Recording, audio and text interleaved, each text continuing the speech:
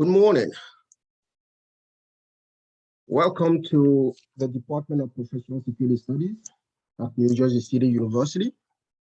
I am Dr. Juste Codjo, an assistant professor and director of the doctoral program in civil security leadership, management, and policy here at NJCU. I'll be your host for today. For the past 10 years, the Department of Professional Security Studies here at NJCU has hosted an annual symposium on the topic of national security. Usually, the event has consisted of 2 segments and will be the same for today. The first segment typically features scholar practitioners and other experts in the field on a topic of relevance for civil security. And the second segment usually features students and candidates from our doctoral program who have the opportunity to present their research. So we'll be doing the same today.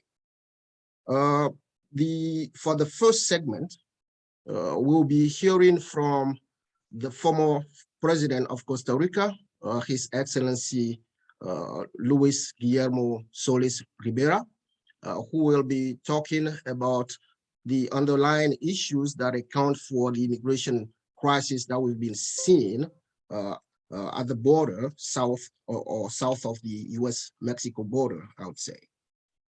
Before we start, I'd like to go over a few logistical issues or items. First, please know that the event is being recorded at this point.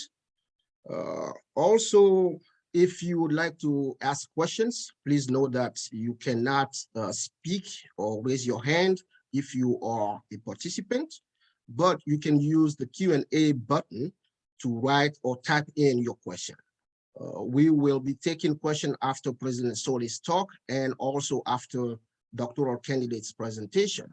But at any point during the event, please feel free to type in your question and then we'll make sure to address them to the extent possible. Please also know that only panelists, as I said earlier, can actually ask questions live. So participants can only type in, as I said. Now for panelists, please make sure to turn off your video and your microphone unless you are speaking. Now, I'd like to turn it over to Dr. Michael Krentz, who is a co-chair of the Department of Professional Security Studies.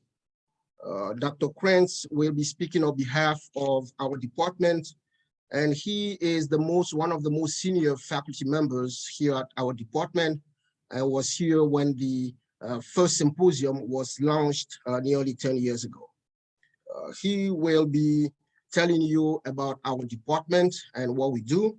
He will also introduce and be followed by Dr. Marvin Walker, who is the Dean of the College of Professional Studies. Dr. Walker will be representing NJCU's senior leadership at this particular event today. With that, I would like to turn over to Dr. Krentz. Good morning, and thank you, Dr. Codjo, and welcome, Mr. President. We're humbled and appreciative that you agreed to be with us today. So many of you I know, some of you are new. We were quote unquote born of the 9/11 tragedy and events around the world associated with that. The fact that this type of discipline became a reality was something that was probably long overdue. And if you were to look to reports like the 9/11 report, they talk a lot about creativity and proactivity and being prepared. And a big part of that is not just being a practitioner and learning the types of processes you need to engage in to technically handle situations, but also scholarly thought and research and understanding the potential for things happen, human behavior, social, economic issues, cultural issues, all those types of things, so that those practitioners could have a more grounded foundation in how to think and how others might think in order to prevent, mitigate, etc., potential events from happening. So as we built our department and we grew, we were and are still very proactive / aggressive, progressive, however you want to identify it, and constantly building the scope of what we offer and what we do. And we're proud to have added many, many different programs, everything from forensics to cybersecurity, to global diplomacy, international studies, in addition to our terrorism, intelligence, a lot of that. And I think what separates us from many others is, we really look at it in the context of providing everybody an opportunity to work in the field, looking at what their strengths are, exaggerating those strengths, focusing on those strengths, so that they can have a place and grow in the field as well. We are also very focused on decisions that are based on, I guess I would say, rational, reasonable decisions and thought and processing. Our job is not to look at what we're told and to form an opinion, a solution, whatever it may be. Our job is to look at all sides, listen to all parties, and still come up with grounded decisions that allow us to protect those in the community, the government, and even and beyond, even around the world. Big part of what we do with our student body is we want them to be willing to learn and change. With that, I'd like to introduce Dr. Marvin Walker. Dr. Walker comes to us a little less than a year ago and was our associate dean for a time, and only in the past couple of weeks became our full dean. Not much I want to say in regard to reading you his bio. I'll tell you, you served the United States and in many respects the world as a member of the United States Marine Corps. And after serving honorably there, went into the national security side of serving this country at many of the highest levels. He came to us with almost a gift, and not for us necessarily specifically, but for our philosophy and what we do and how we want to do it. He has consistently, patiently listened and understood and challenged us, asked questions, and really supports what our mission is. We are in a difficult time in COVID, and right now he is steering that ship and steering our college in particular through that. And we are more than thankful to have him. And if you're going to have a dean in higher ed that really understands what our department in particular does, Dr. Walker would be that person. So we're humble, we're appreciative, and we're thankful for his commitment and support. And with that, I'll turn it over to Dr. Walker, and appreciate everybody for being here today on a really hot summer day. Thank you. Good morning, everyone. Thank you very much, Dr. Krantz. On behalf of the president of New Jersey City University and our provost, and as dean of the College of Professional Studies, let me welcome you to this very important symposium. I believe a symposium of this magnitude must always, always, always be paid attention to for its significance and the importance of the men and women that serve in these great institutions that touch the subject of national security from such a broad level, such an intricate level, and the knowledge and background that they bring. So I first just want to applaud this amazing department that I continue to be a strong advocate for because of the work they do, despite hurdles and challenges. Just like the intelligence community and national security professionals, they keep going nonetheless. I also want to acknowledge a great speaker, Mr. President. Thank you for being here. We look forward to hearing your wonderful words and know that you're going to touch on some very important aspects of what the world is dealing with today. The work that the department is doing at this point is impacting our institution from a local, regional, national, and international and global level. With such a small cadre of faculty, the expertise that they bring reach members and institutions around the world. I am proud to serve as your dean. I am proud to serve as your colleague. I want to encourage all of our students that are here today to listen to the great faculty that you have. ask them questions, and aspire to take on the challenges of serving this great country that we should be so proud to call home. And prepare yourself to take on the challenges of tomorrow in the 21st century. I say that because as someone that served this country in different respects, the challenges that we see fast outpace the work that some of our institutions are doing, that we need to always be on the lookout for next generation of elements of how to improve ourselves and protect this great country. So to our students, thank you for choosing the field that you've chosen. Pay very close attention to your studies, challenge yourself, and most of all, as I promote my faculty, just give them a little bit of patience and give them a little bit of your time, because the work that they do, we cannot even measure the magnitude and the impact that they have and will continue to have. So thank you so much for joining us today. I look forward to hearing a great speaker. Dr. Krantz, thank you. Thank you all for this wonderful opportunity to join me today. Thank you so much. I have the honor of introducing President Solís. We really appreciate his kindness and willingness to speak to us today. President Solís is a professor, a diplomat, politician. He served as the President of Costa Rica from 2014 to 2018. In 1984, he began his service in the foreign ministry, leading Costa Rican delegations in the United Nations, the Organization of the American States, the U.S. and the European Union. In 1987, he played a key role in the drafting of the accords aimed at ridding the region in Central America of frequent civil wars. And it was signed by Costa Rica, El Salvador, Guatemala, Honduras, and Nicaragua. And Costa Rica's then president, Oscar Arias Sanchez, was awarded the Nobel Peace Prize for his work on this accord. President Solís graduated from the University of Costa Rica and has a master's degree in political science from Tulane University. He has 40 years of experience as an educator. He's taught at the University of Michigan. He was also a Fulbright scholar at Florida International University.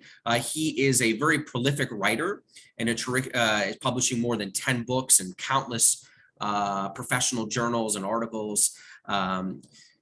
And currently he's serving as the interim director of the Kimberly Green Latin American Caribbean Center at Florida International University. And lastly, just on a personal note, I think one of the things that you'll find, having had the opportunity or the great honor to work with President Solís in the past on some academic projects, a common thread is when you talk to his colleagues at FIU, people have known him for 3-4 decades, what a humble person he is, a great leader, listens to people, and is just a terrific gentleman and scholar. So it's a real honor to hear from you today, President Solís. I'll turn over the floor to you, and then we will have some question and answer session after President Solís' speech. So thank you so much, sir. Thank you, Jonathan, for that wonderful presentation. I also want to thank the New Jersey City University and its leadership for this invitation that humbles me and honors me a lot. Thank you for your kind words, Dr. Krantz, Dr. Codjo,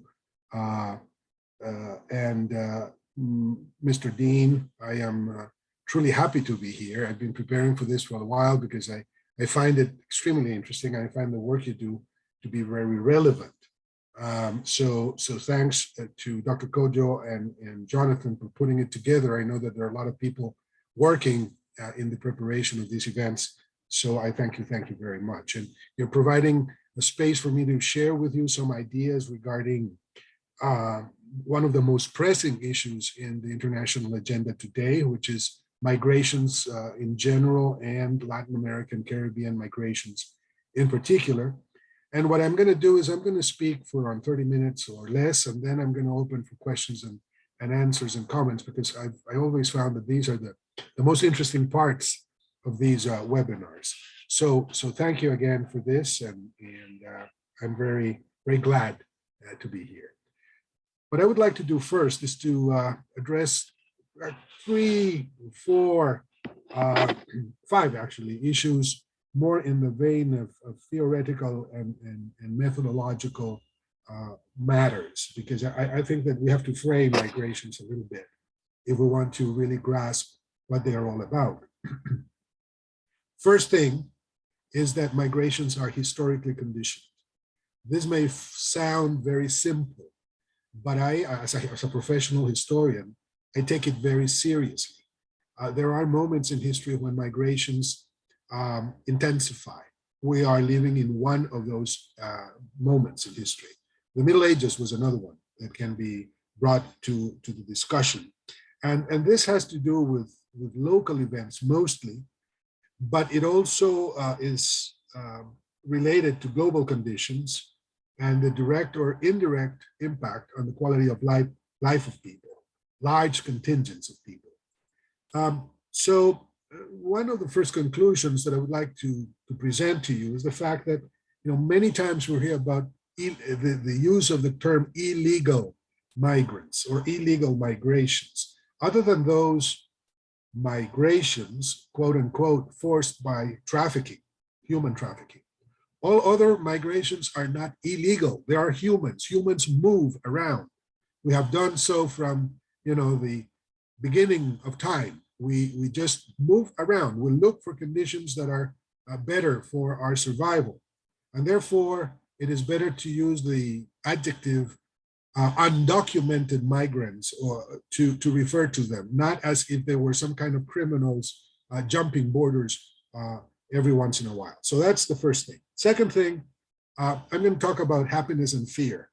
There was a very good and entertaining Spanish biochemist called Eduard Punset, a Catalonian guy. And he wrote a book in the early 2000s called What is Happiness? And there he studied the primitive brain, and he looked into the different conditions that make people happy. And in that book, he concluded, after a long and interesting research that he carried in several continents, that absolute happiness doesn't have to do with good food, good travel, good, happy, very good house, good sex, whatever, but it had to do with the lack of fear. People who are fearful are not happy, and people who are happy are not fearful, simply because insecurity, in the amplest sense of the word, has to do with not having want. And I find this to be very important, because at the very root of migrations, we have unhappiness. People are not happy. They have lots of things they need that are not provided by the context. And therefore, migrations are not something you, as a migrant, decide upon simply because of wanting to leave home. It's never easy to leave home. People, unless leaving home will allow you to be happier. Second condition. Third condition, I think we have to think about security a bit, because I still remember being a young scholar, not anymore. In the early 90s, after the fall of the wall of Berlin and the end of the Cold War, all the discussions regarding the concept of security. And at the time, the big criticism that we provided to security, that it was only seen as related to the state, to the nation state, and that security had to be approached from a broader perspective. And then we started using a number of adjectives to qualify that security. We talked about democratic security, human security, integral security. We talked about multi-dimensional security, et cetera, et cetera, et cetera. And then the debate became very blurry, because once you got into the depth of that debate, you ended up talking about everything but security. In other words, democracy became security, okay? Development became security. So there was a lot of criticism regarding that circumstance. But I would like, for the purposes of this conversation, to say that migrations have to be approached from a broad understanding of security. You cannot put migrations in the state-to-state relationship only. That's one of several different relationships, but the human aspect of migrations, and therefore the humanitarian approaches that you take are essential to, order migrations, provide them with a legal framework in the countries where these migrations take place, but always understanding that the reasons behind migrations go well beyond the state security. Fourth element, migrations do not take place only from the south to the north. Migrations move in all directions. And while south-north migrations are the more visible, south-south movements are even more intense and sometimes even more impactful, as I have tried to provide in giving you the access to this or calling your attention to this number of our hemisphere journal at the Kimberly Green Latin America and the Caribbean Center at FIU, because there are many, many countries that are receiving migrants from their neighbors in the south. And sometimes the numbers are so large that the impact they have is devastating. Syrians in Lebanon, Haitians in Trinidad, Nicaraguans in Costa Rica, Venezuelans in Colombia, and the list goes on. So, we know in the South what migrations mean. It's not a question in the United States and Europe only. We are also suffering sometimes and benefiting other times from migrations. That's the fourth conclusion. And finally, we need a different optic in dealing with migration. No country can allow immigrants to enter their territories without restraints or on a permanent basis without any controls. And I am not an advocate for open borders. I am not in support of an open borders approach to migrations, because I don't think there's any country that can withstand that kind of policy. It's ridiculous. Politically, it's unviable. And in the end, it can also be very harmful for the migrants themselves. But it is, and so I find it is legitimate to have and to comply with immigration laws and regulations. But, and there's a big but, these laws and regulations ought to be humanitarian, respectful of the migrants' cultures, conducive to a better, not worse situation from them while they regularize their document condition. And not only that, they have to be put in a context also of the benefits it brings to the countries where it takes place. Because I think, as I will see it, that we'll talk about it later, that they are very useful in many, many ways, especially in economic terms. Okay, having said that, let me talk about some of the expelling factors that I find very intertwined between them and the reality of our days. First of all, there are structural factors. These are the principal ones, and they are hard because they are economic and social in nature.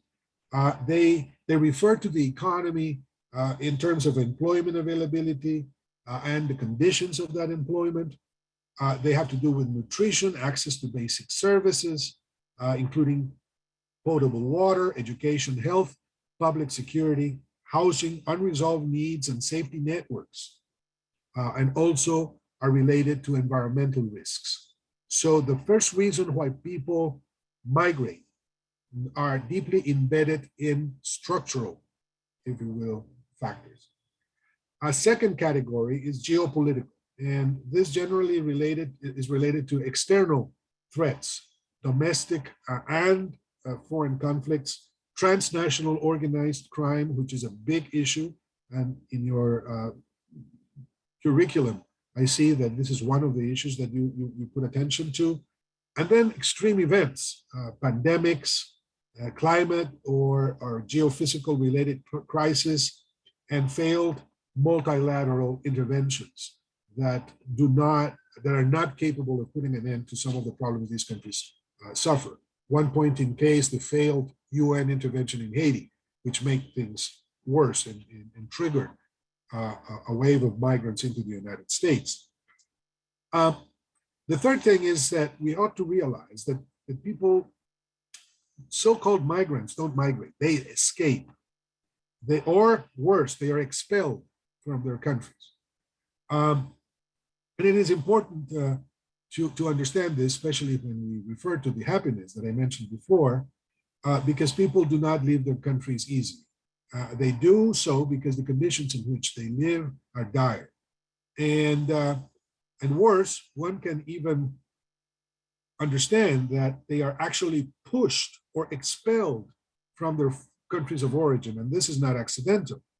Whatever the number of migrants that go away, they continue to provide to the countries of origin resources through remittances, but they're also, they provide an outlet for social discontent that governments need. So the numbers regarding the contributions that migrants make to their home countries is staggering. Up to 25% of the GDP of some of these countries are provided by migrants. And therefore, you have a combination, which is a very perverse combination of people that are pushed out. So the government takes, less heat by people fleeing the country. And at the same time, they flee and they send money, to their families. And this is something that I find paradoxical, how much hypocrisy there is in many governments saying that they really want their populations back, when this is not the case. They're very happy with migrants leaving because of what they provide. And then the other factor that I find fundamental is the actions of transnational organized crime. And human trafficking is in fact a very profitable factor that affects the whole chain from the countries of origin to the points of arrival. In terms of organized, transnational organized crime and human trafficking, it's interesting because in English, you only talk about human trafficking. In Spanish, we use two words for this. We talk about crimen, tráfico, which is one category, and trata de personas, which is another one. One has to do traffic with the transfer of people, and the other concept has to do with human slavery, basically, selling human beings for profit. These criminal networks are established in most countries, if not all countries, in these routes that the migrants use. And sometimes they could be linked to terrorism. Now, to be very careful about this, because the accusations that migrants are terrorists have to be taken with more than a bit of salt. Yes, it could be a problem. In the case of Costa Rica, I'll tell you later, we discovered one or two that had precedents that needed to be checked by the authorities, but most people are not terrorists. And the other thing about trafficking and transnational organized crime is the fact that they have a tremendous impact on women and children migrants. And this is a category in and of itself. I mean, all migrants suffer, but women migrants and children migrants traveling with or not traveling or traveling without their families are particularly vulnerable to these networks of crime. I've had, as president of Costa Rica, I had several experiences with migrants, unexpected, all of them, because we had not anticipated them. Costa Rica had some experience with refugees coming from Nicaragua. That's a different category during the wars in Central America in the 1980s, but not with these large migrations that we got from October 2016 to October 2017. There were two large waves. One was a wave of Cubans that were walking from Ecuador to the United States, trying to use the privileges that at the time they had to come into the United States. These were migration laws that favor Cubans since the 1960s because of communism in the island. And the other one was a Haitian exodus that came basically from Brazil. And again, Haitians trying to arrive to the United States. And it was very cumbersome. The governments of Central America, north of Costa Rica, stopped the migrants. They didn't want them to go through. The United States was very hesitant to receive them. And yet we were able to handle them very successfully we can talk about that if you wish, but some lessons learned from that experience I would like to share almost at the end of this presentation. The first lesson that I learned is that we have to have good public policy regarding migrations. And this policy requires to be interinstitutional. In other words, it's not a question of border security only. It's not a question of the Interior Ministry or Foreign Affairs. No, we need them all. It's an interagency approach that's required. And because the challenge goes beyond the capacities of any single institution, and it is very costly. So this policy should be based on a precise assessment of how many migrants, where the migrants come from, and how to regularize their presence. And again, if the policy is correct, if the norms and regulations that are in place are intelligent, the migrants can be a tremendous source of income and take care of activities in the economy that the national population doesn't want to take. This is the case clearly in Costa Rica with regards to the Nicaraguans. It is clearly the case of the United States with Latin American migrants. I mean, I was always very surprised when I learned that the so-called illegal migrants, using a law of 1995 under the Clinton administration, were paying the IRS up to $11 billion a year. This is the statistics of 2019, because under that law, they were given the impression that if they pay taxes on their income, they could be categorized as better citizens and eventually receive the American nationality, which is not true. There's no way they're going to do this. The law doesn't say that. And yet people, because of the expectations, pay taxes. Workers that are so-called illegal workers, up to 11 million a year. So what would it be of the American economy without Mexican workers and Guatemalan workers and Honduran, Nicaraguan, etc., in agriculture, for example, or in services? I mean, this is also true in Europe, and it is also true in the South, in Costa Rica. So, that's one thing. So we need a good public policy. Two, we have to allow for a safe control space for migrants. If the nation state does not provide that safe space, then the criminal networks flourish. So the way in which you handle migration is directly related to the increase or decrease of transnational organized crime. So allowing for a safe control space for migrants is important. Without that, we have the crisis that we face.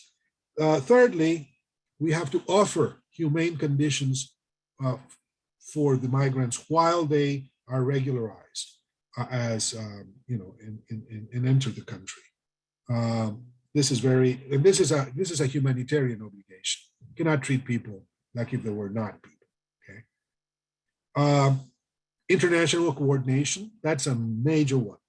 And this has to do not only with nations joining to deal with the migration flow, but also multilateral agencies. The United Nations, has a big void in terms of how to handle migrations. They've gone a long way with refugees, but not with migrants. Again, that's the sign of the times. We have to deal with it. And then finally, the cultural factors are very, very important. Therefore, the host country, has to be prepared to respect the differences in cultures that you get in migrations, particularly when you have these big flows where you have people coming from everywhere.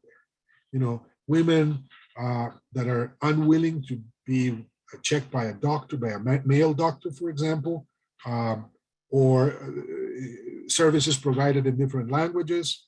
All of those things make things more complicated, but we need to be prepared for that. So in conclusion, let me say two things.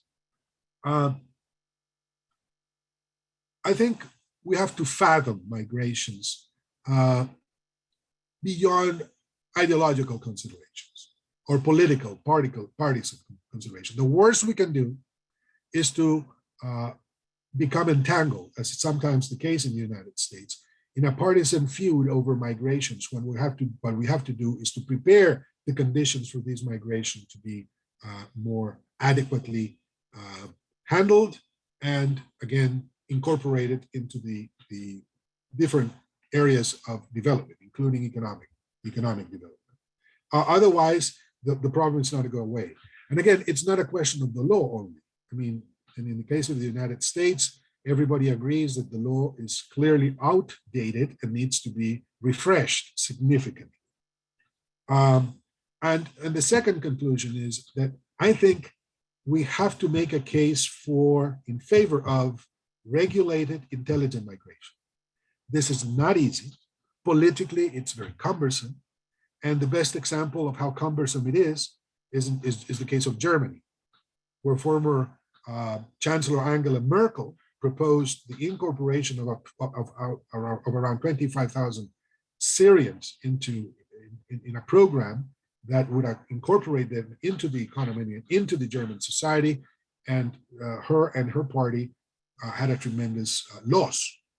So I'm not saying that it's going to be easy, but I think it's one of the few ways in which we can ensure that this phenomenon, that it's not going to go away soon, because migrations are triggered by globalization as well, can become a source of benefit for the migrants and for their countries in which they arrive.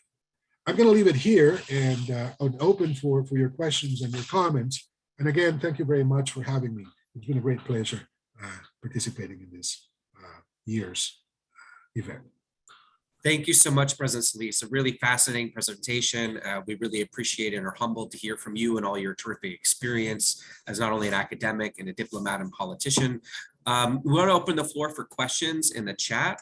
So if people want to type questions in the chat, and if panelists want to jump in, I guess you can turn on your camera and ask the question. Any panelists want to jump in?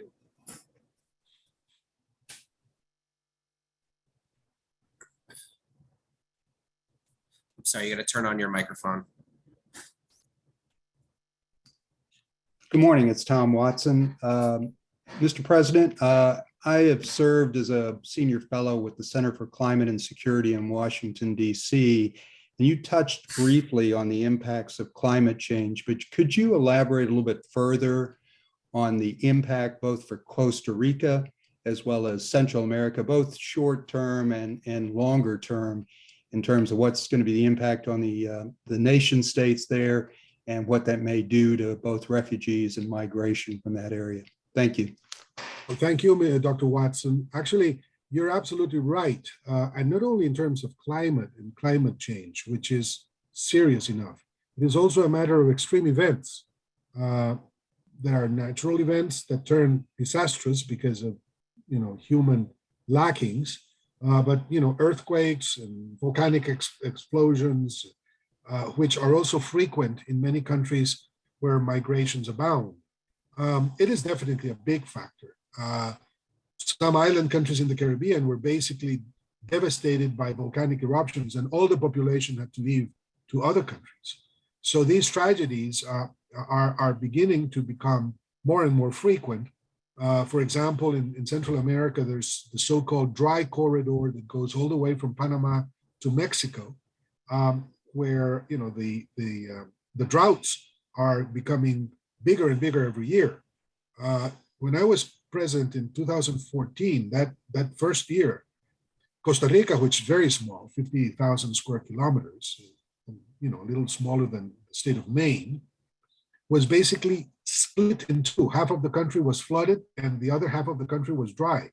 It was ridiculous. I mean, for our institutions to deal with both things simultaneously, it was very serious. But then you go on and on, the highlands of Guatemala, the highlands of Nicaragua, and the coast, the Pacific coasts of El Salvador are all subject to these phenomena. And obviously, there are issues that make it even more complicated. For example, deforestation, which has become another problem, not only because of the impact that it already has in countries where good part of the territory is tropical rainforest, and therefore the ecosystems are very, very vulnerable, but also because deforestation is in part also a result of underdevelopment. Probably the best case to illustrate this is Haiti. Again, because of the lack of renewable energy resources, people have taken into the use of coal and also wood, and this, of course, has had an impact in a country that expels a lot of its population because of need. So I think that the environmental factor, climate and non-climate related factors are critical, are central, affect most countries around the South, the underdeveloped South, and are triggers of migrations very often.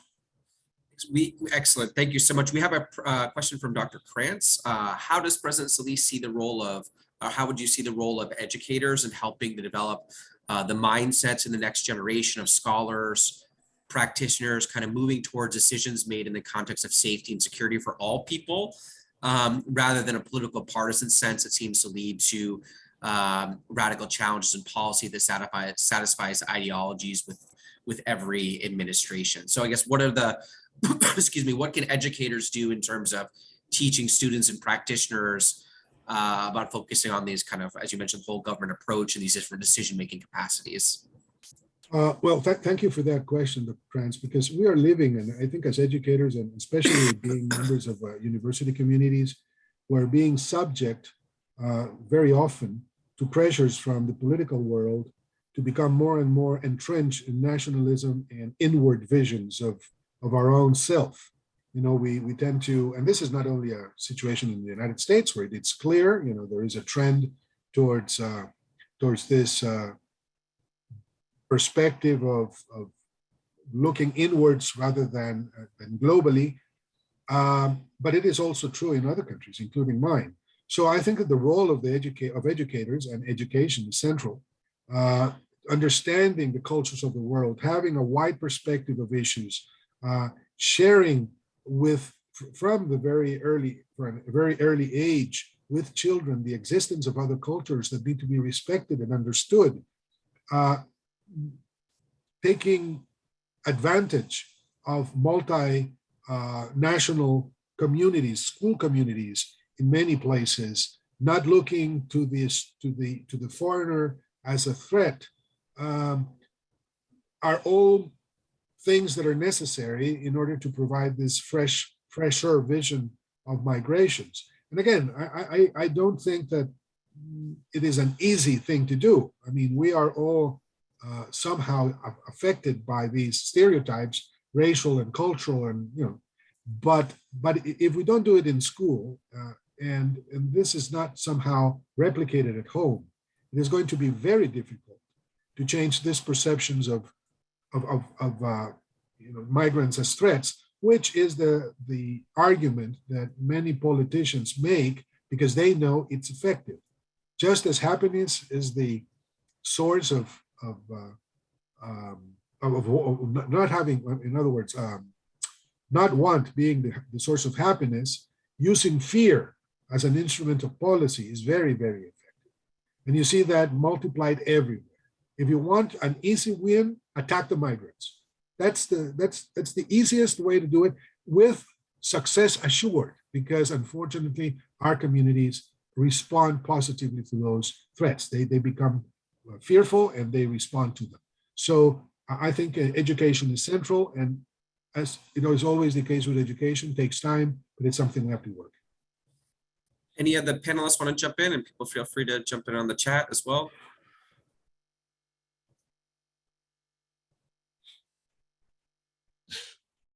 Well, so just very quickly as a follow-up, Mr. President, we often hear the terms that people use, whether it's illegal immigrant or migrant. And I guess my question to you is, how do we address the messaging to be able, do we change it to a migrant entering illegally? Do we, simply get a word away from this word illegal because it's just people moving and trying to find a better life? Because it does create a lot of passions and a lot of I don't know, ideological based perspectives or interpretation of words, semantics of words and how they're used. Is there a large messaging issue that's involved with this? Yes, it is. Yes, there is. I like to call migrants that are not lawfully present in a country undocumented or irregular migrants. Now, of course, this can become a battle of euphemisms, and I don't want to get into that, of course, because you can use words to describe issues in very different ways. But this whole concept of migrants somehow being a threat by being illegal, as they're called, is what makes me very uncomfortable. I would say that undocumented migrants, I would say that irregular migrants makes more sense. But clearly that is not certainly the customary treatment they get when they are called by the media or by the public officers. I'm sorry, no, go ahead, John. I'll stay. No, thank you so much. And anyone other other panelists, I guess, well, I wanted to take an opportunity to ask a question while if there's any other question in the chat or the panelists, feel free to jump in. President Solis, we have a lot of practitioners on the line and students who are different, levels and mid-career professionals and hoping to move up. With your such a tremendous career as a academic, a diplomat, a politician, kind of what lessons would you say for students to learn looking to become leaders? What were some of the biggest lessons or recommendations maybe you have for students hoping to move up in their careers, given your vast experiences rising to even the president of a country? Because it's something that they focus on the program a lot, is issues of public policy and security, but also leadership. Yes, well, this is a question that I find frequently. Is leadership made, or are people born leaders? And it's probably a combination of the two concepts. I mean, you have to have certain conditions, in order to be a leader. But I pay a lot of attention to preparing oneself to perform whatever role you may end up having in public matters or in the private sector. I think that in the current world, it is very important to be well prepared. Not necessarily in an intellectual sense, having a career, a university career, but clearly in learning about issues and being aware of new trends and being able to work with others and being able to be flexible in the way you learn, in our case, the way we teach. My experience is that also this leadership question has a lot to do with your capacity to engage with larger groups of the population, being sensitive to their needs. One of the things that I found interesting in all the crises that we've seen in Latin, political crises that we've seen in Latin America, say in the last 10 years, is how angry the common citizen is with their political leaders, because they seem not to be sensitive enough, not to be paying attention to the real needs of the communities, of individuals. Being in touch with them, I find, is very important, and therefore engaging in communal work or in events and in projects that entail attending the very basic needs of populations, I find also very, very important. And finally, also have a vision of the world. Again, I'm very fearful of nationalists. I'm not against patriotism. I think it's nice for people to love their country and to be aware of it and its history and everything. But boy, what complicated situation can rise if patriotism is followed or turns into nationalism. So having this vision of a broad vision of world affairs, I find also to be very useful. Thank you so much. Any of the panelists as well, or the chat, feel free to type in other questions. Any other panelists jump in? Thank you. Hey, Dr. Rosen, I would like to jump in. I think Edwin had a question in the chat room, but or Q&A room, but I will have a question for President Solis. Mr. President, you touched on some of the issues, underlying issues when talking about the crisis that we've seen with regard to immigration and also response and policy responses. I would like to know from your experience, what has been traditionally done at the regional level? Because you said most countries in the region are suffering and at times benefiting from migrations. Now, is there any, has there been attempts at the regional level?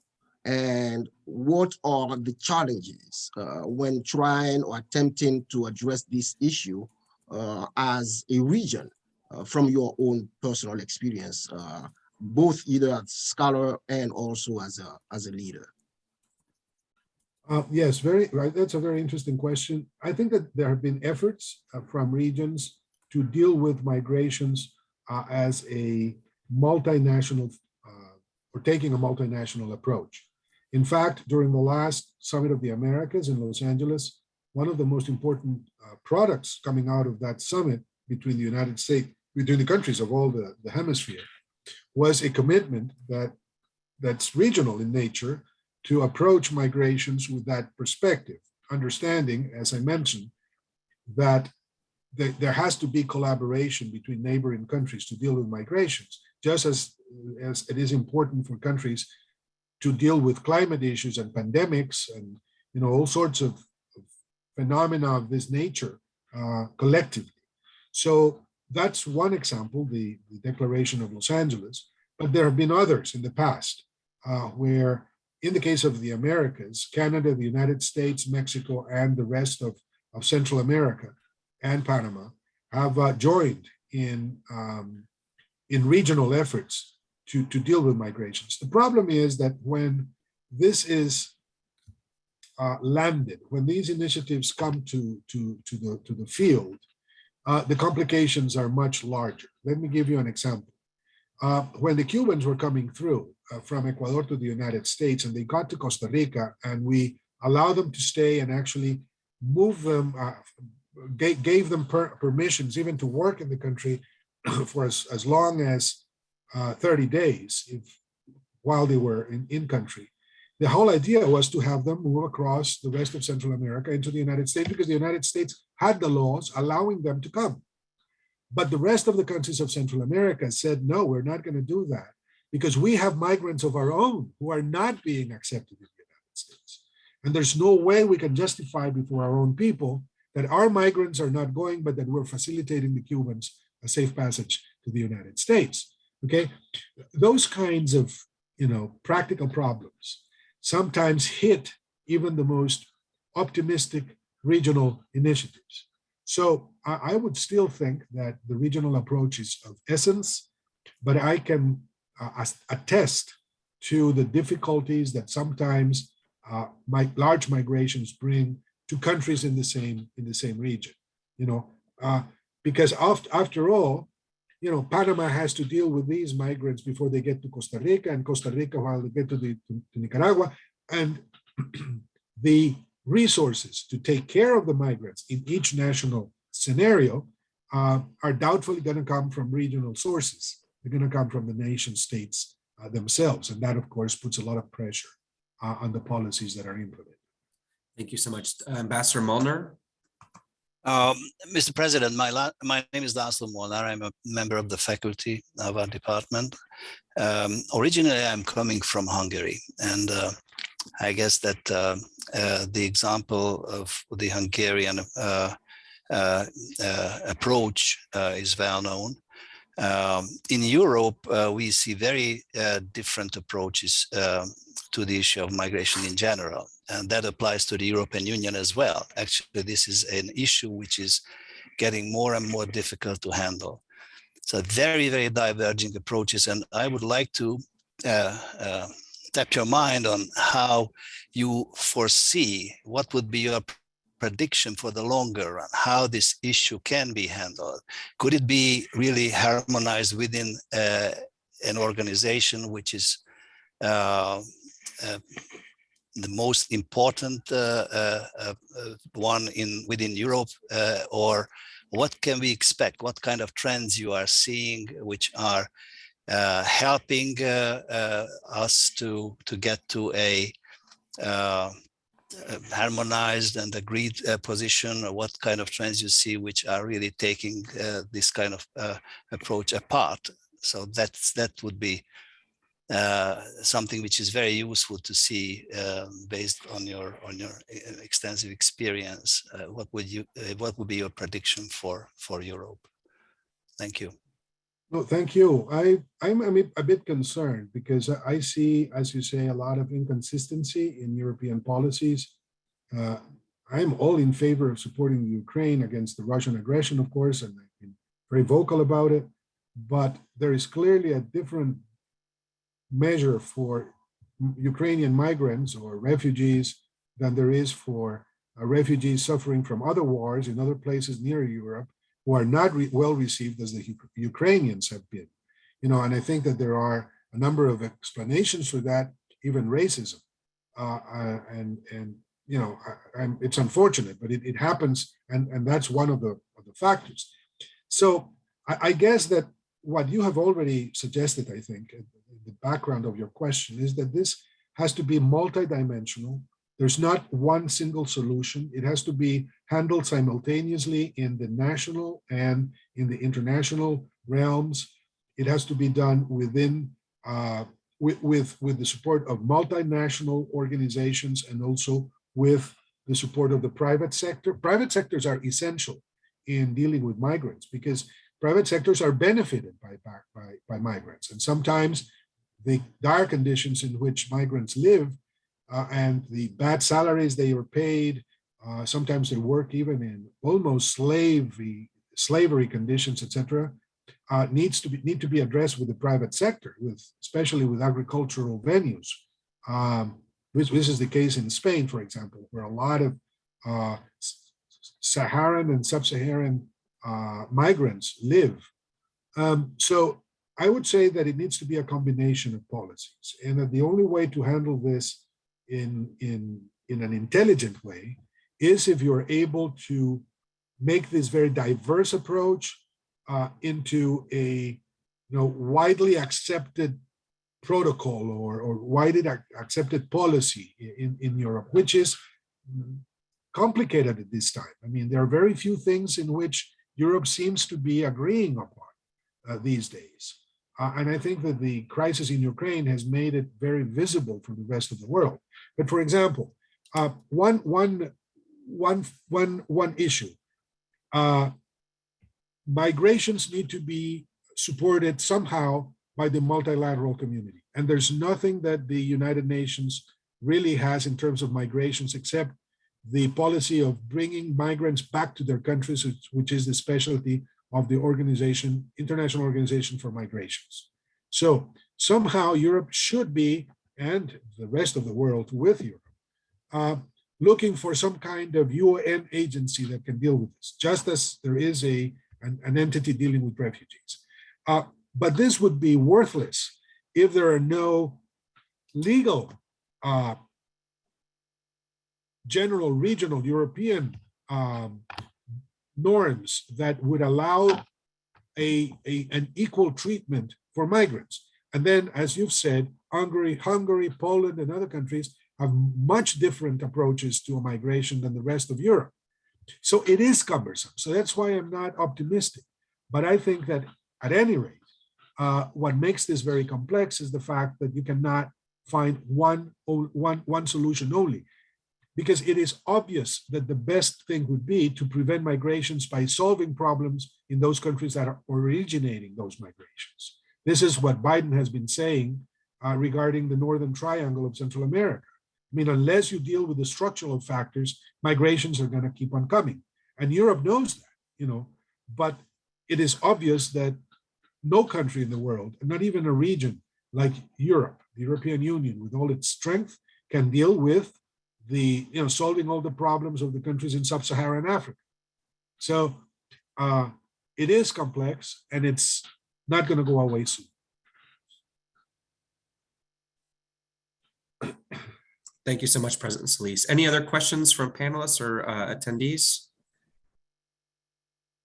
Dr. Rosen, if I may, if there are no other people, I may, just take the opportunity to ask one more question, President Solis.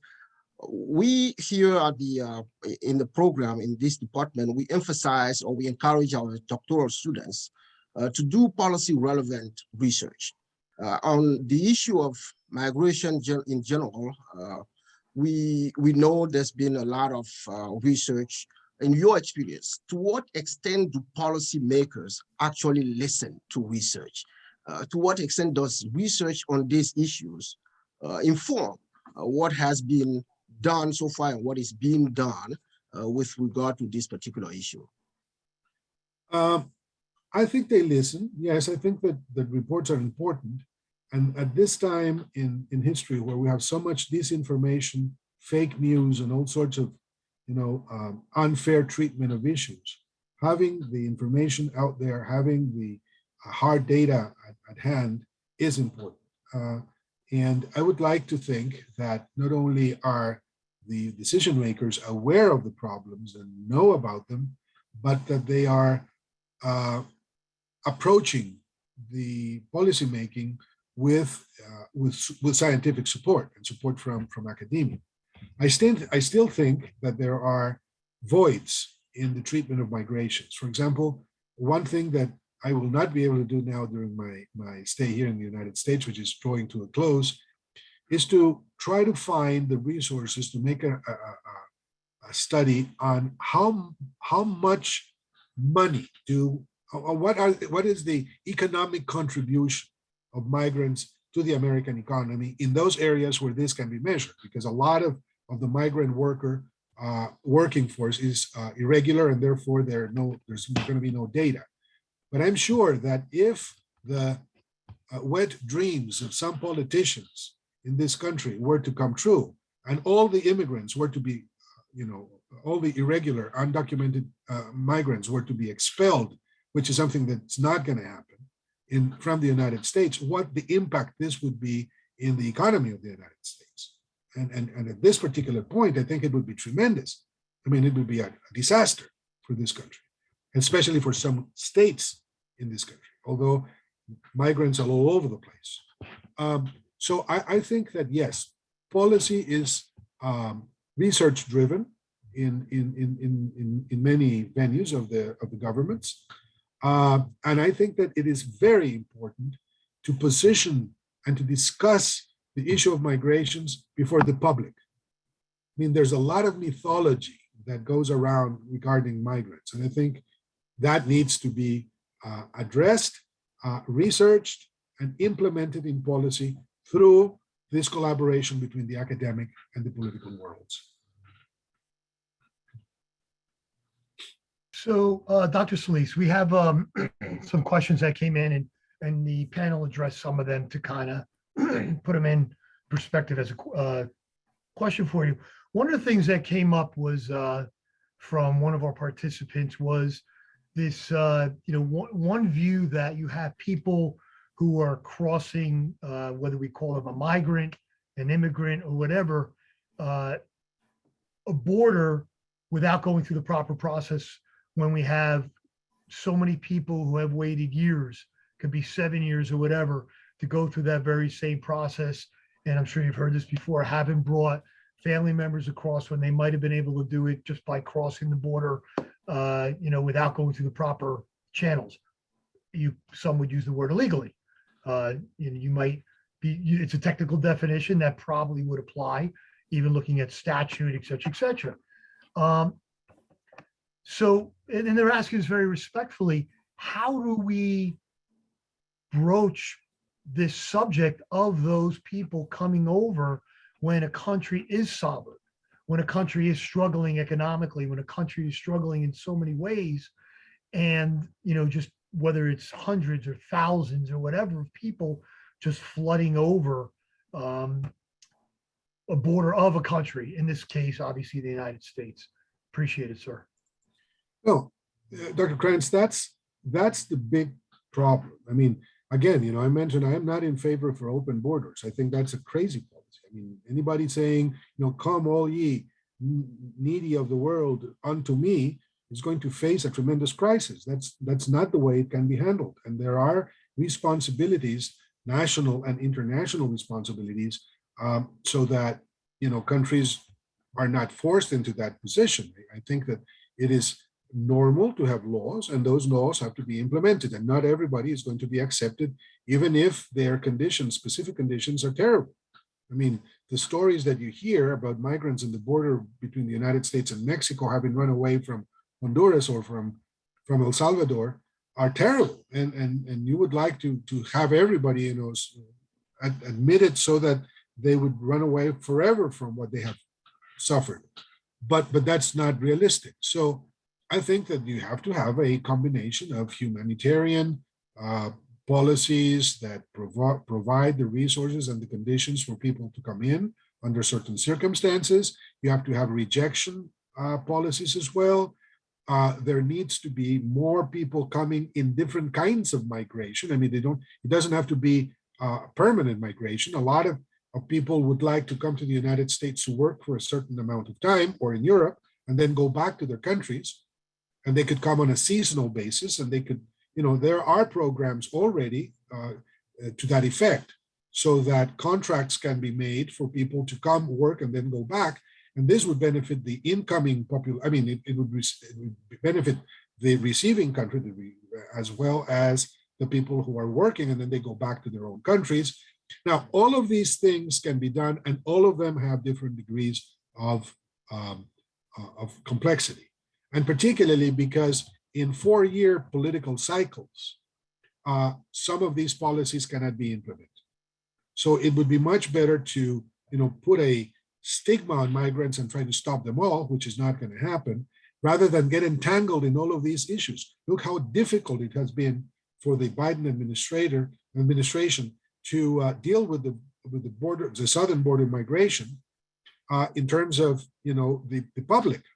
That seems to be very unhappy with what they're seeing, whereas President Trump just talked about the wall.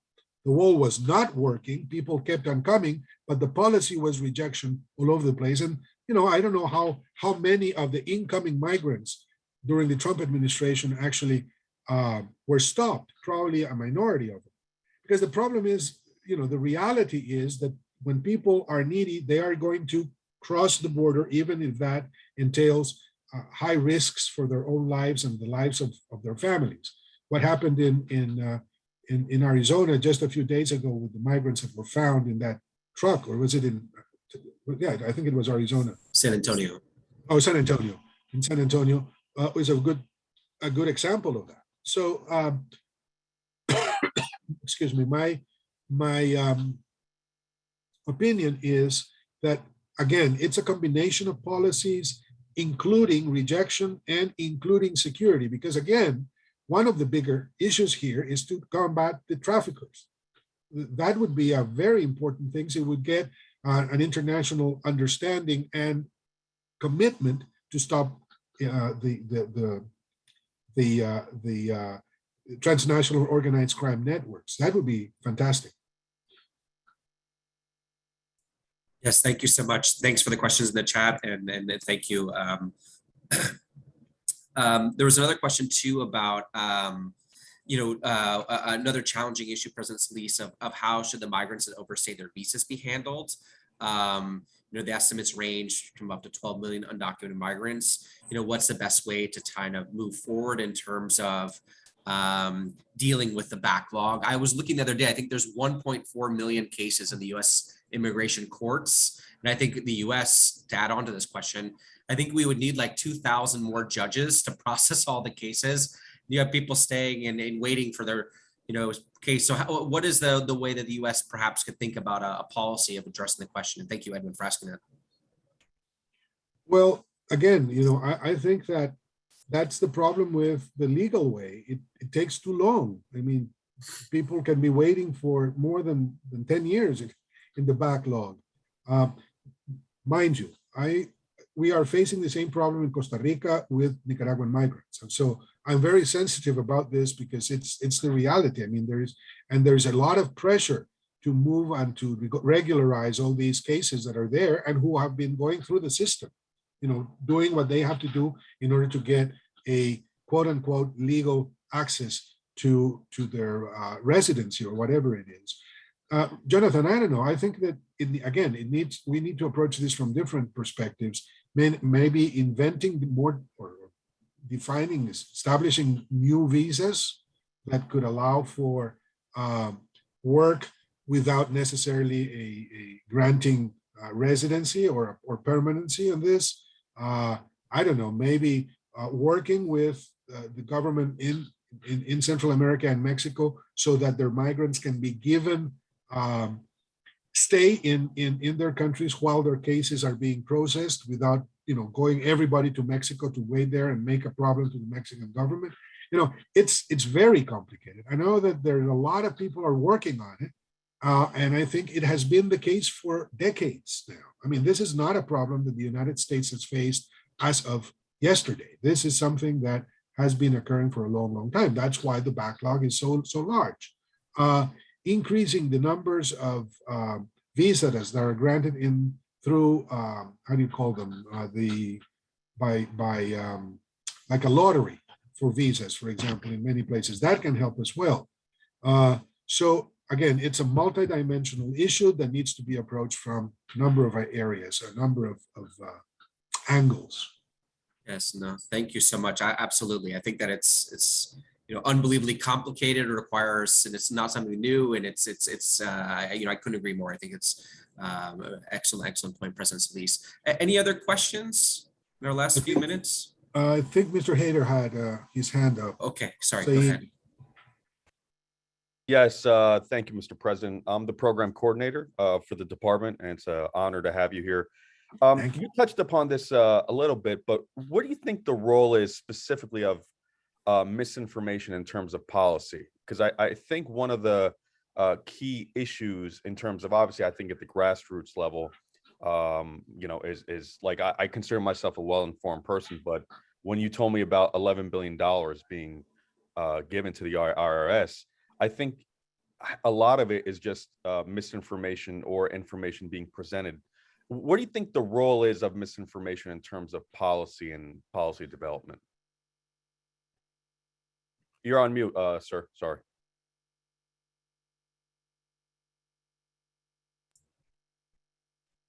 I'm sorry. I think it's tremendous. That's why I mentioned the fact that there's a lot of hypocrisy going on this issue.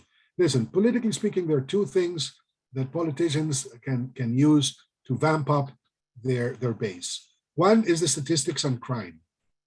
People get, again, fearful about crime, and they almost want to believe anything they're told by their leaders. The other one is migration. And if you join both migrations and crime, claiming that migrants increase crime, which is not the case in most cases, in most countries, then you have a win-win situation for demagogical politics. So putting the facts out there is very important.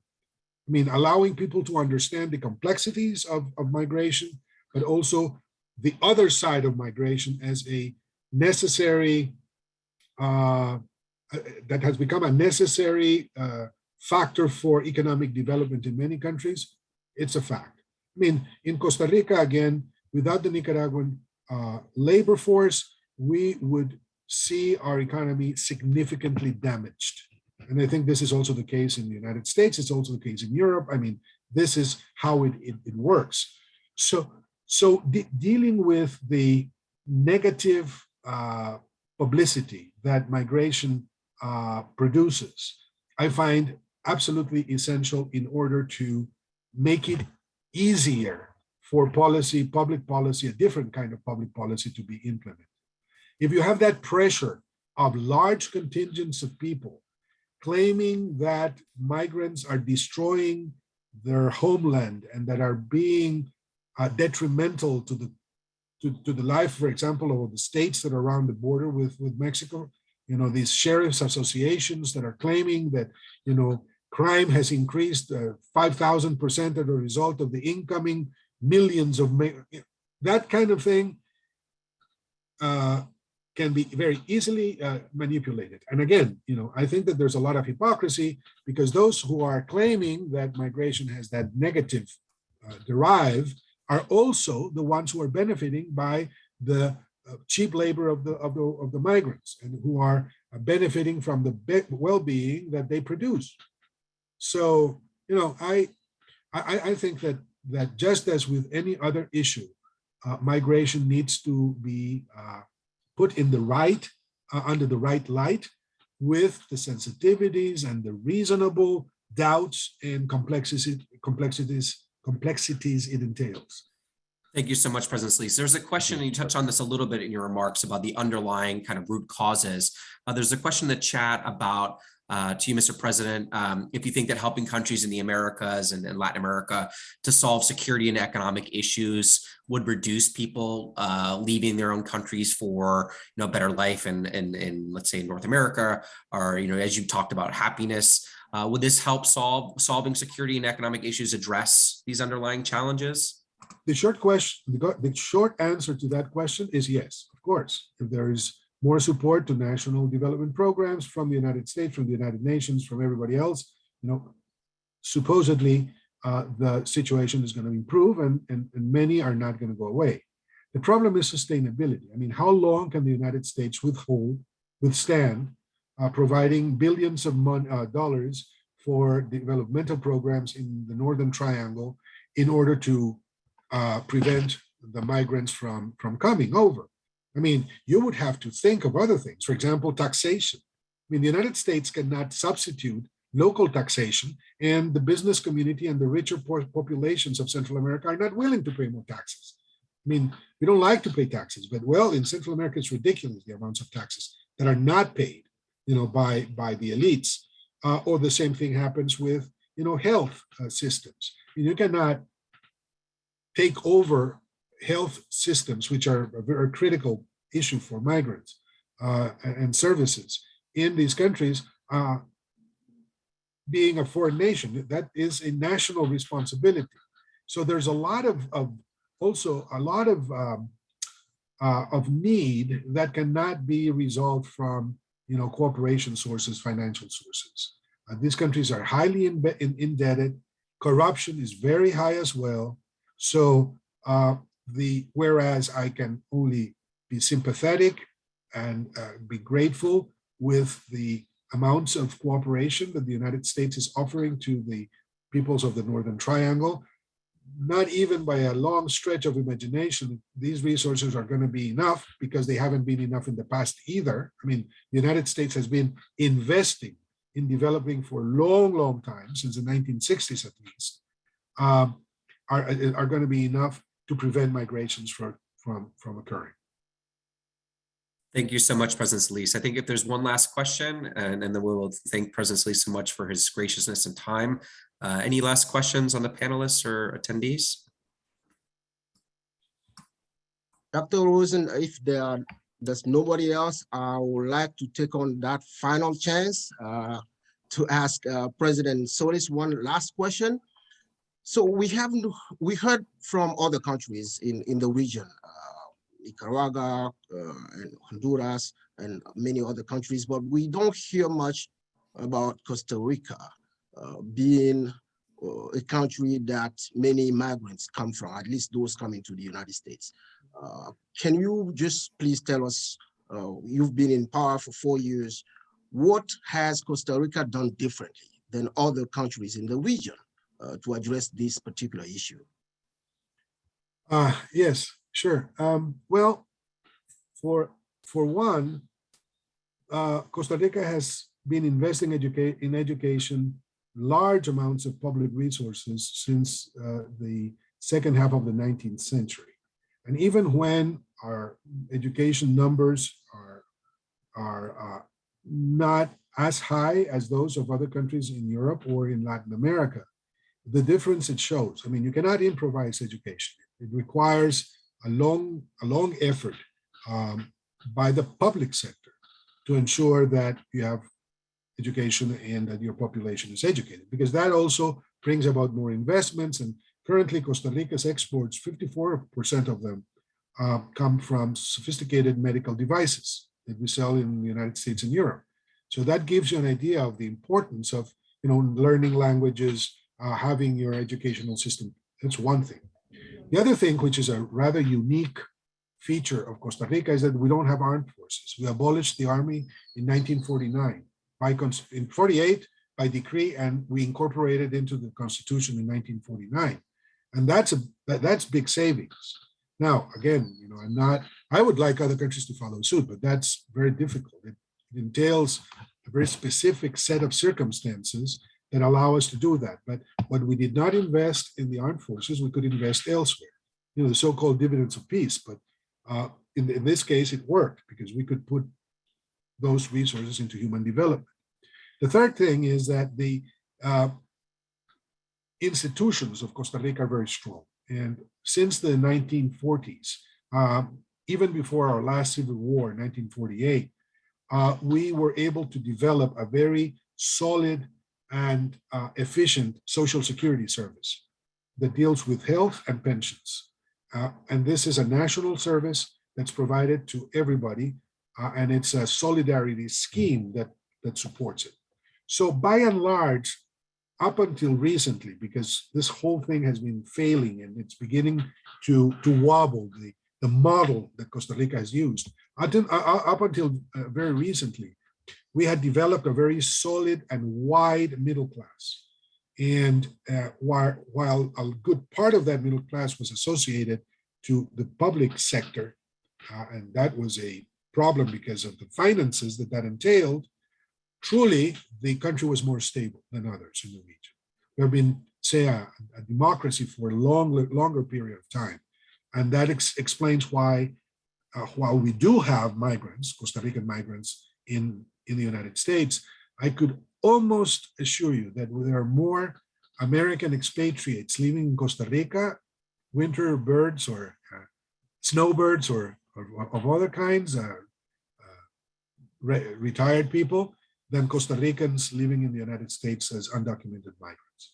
And that has to do with conditions again. It has to do with satisfaction of needs.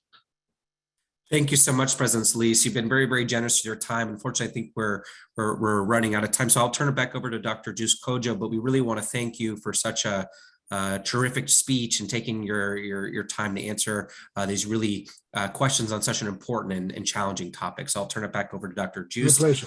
Thank you so much, sir. Thank you, John.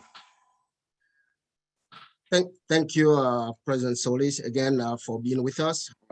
We look forward to working more with you on some of these issues and much more. We wish you all the best. Dr. Rosen, thank you very much for this impressive moderation. For those of you who don't know, Dr. Jonathan Rosen is very well published on some of these topics that we've been talking about. He recently published a paper co-authored with other people on the issue of migration and security in the region of South, or let's say Latin America. So please check it out. If you go onto his website, I'm sure you find lots of resources talking about these issues of transnational organized crime in the region of Latin America, gangs and violence in the same region, and so on and so forth. So Dr. Rosen, we're very happy that you were here today to moderate this important talk by President Solís, and we wish you both all the best. Thank you. Thank you very much. Okay.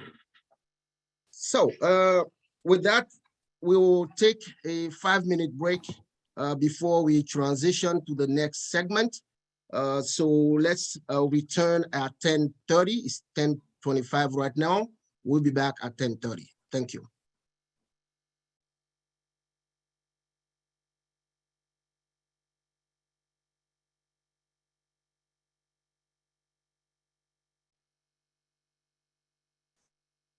Welcome back, everyone.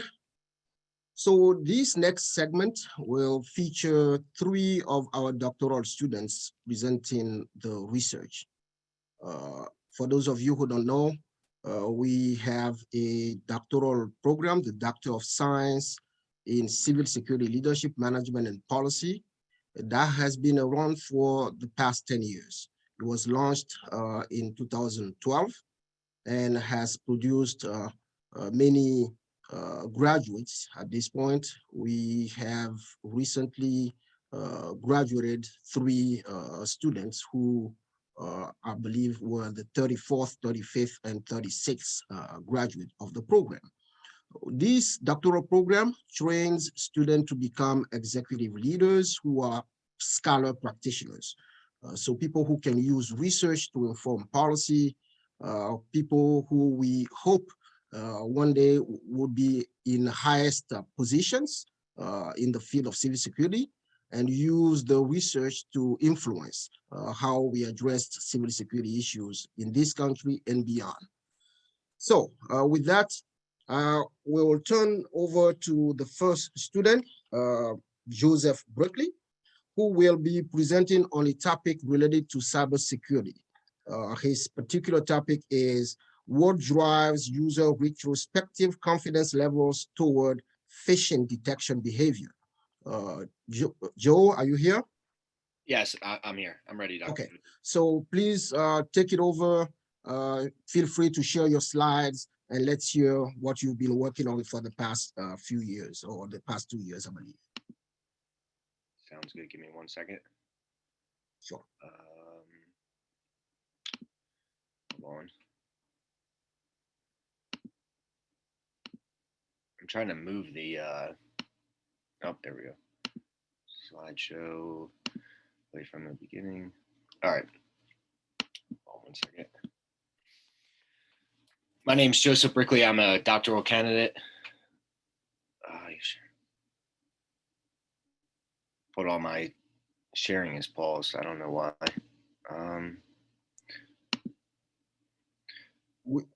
We seen your slides, yo. You can see it. All right. Sorry, Yeah. I got a warning saying that it stopped. All right. My name is Joseph Berkeley. I'm a doctoral candidate at NJCU. My research question is what drives user retrospective confidence levels towards phishing detection behavior. My dissertation committee is Dr. Thacker, Dr. Rosen, and Dr. Garibaldi.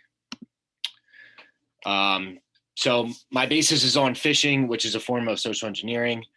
Social engineering is an attempt to trick someone into revealing information, a password that can be used to attack systems or networks. Social engineering typically tries to exploit user characteristics and behaviors. Phishing is a form of that, which is deployed through computer means, using deceptive computer-based means to trick individuals into disclosing sensitive information. There's different types of phishing. Authority, meaning that an email would be sent from an authority figure, whether it's a boss or a system admin or someone high up in a bank.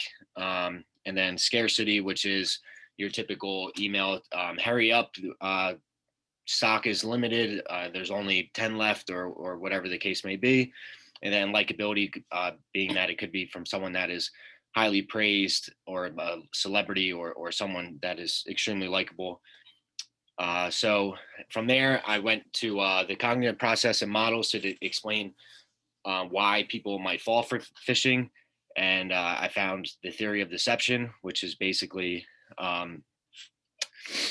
states that characteristics and cues in person over high rich mediums, basically through body language, voice, tone of voice, things of that nature, basically lead people to being able to detect deception. But again, that's in person. So then I kept digging and I found the model of detecting deception which built off of the theory of deception and brought it to an online medium, which is no longer a two-way communication like in person. And basically states that user characteristics and cues influence a user's ability to detect deception. And I found that the model of detecting deception was used in phishing behavior research in 2014 and 2017. And basically found out that user characteristics and cues does influence a user's ability to detect phishing. And also, I found some gaps. It failed to identify what types of persuasion principles were used in phishing. It used university students. My study will use working professionals. And it failed to recognize retrospective confidence levels. And then retrospective confidence is level at which an individual believes their judgment was correct. So low levels of confidence has been found to seek confirmation channels of email's authority. So if you receive an email and you're not very confident in your decision, you would ask a friend, whether it be through phone, in person, etc. And then high levels have been found to exhibit more definitive action consisting of following the instructions in phishing email or ignoring the email entirety. So higher levels essentially are two completely different sides of the spectrum. You're either ignoring it or you're following it, the instructions to a T. And then I kept doing research from there to figure out, okay, what influences retrospective confidence? And I couldn't find anything that influenced it, but I found that self-efficiency, which is another form of confidence, basically states that priming and past experience influence confidence levels. So I took that, and just to give you a visual of previous research. So previous research had user characteristics, cues, priming, and user confidence, basically impacting user detection behavior. So if someone responds to the email, ignores the email, seeks a confirmation channel, like I just said, ask for friends, reports it or deletes it. And then my proposed research is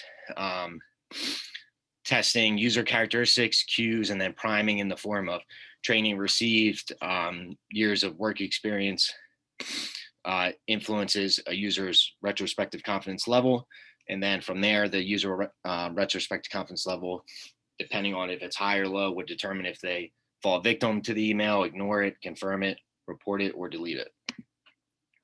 And then my main research question is, what drives user retrospective confidence towards phishing detection behavior?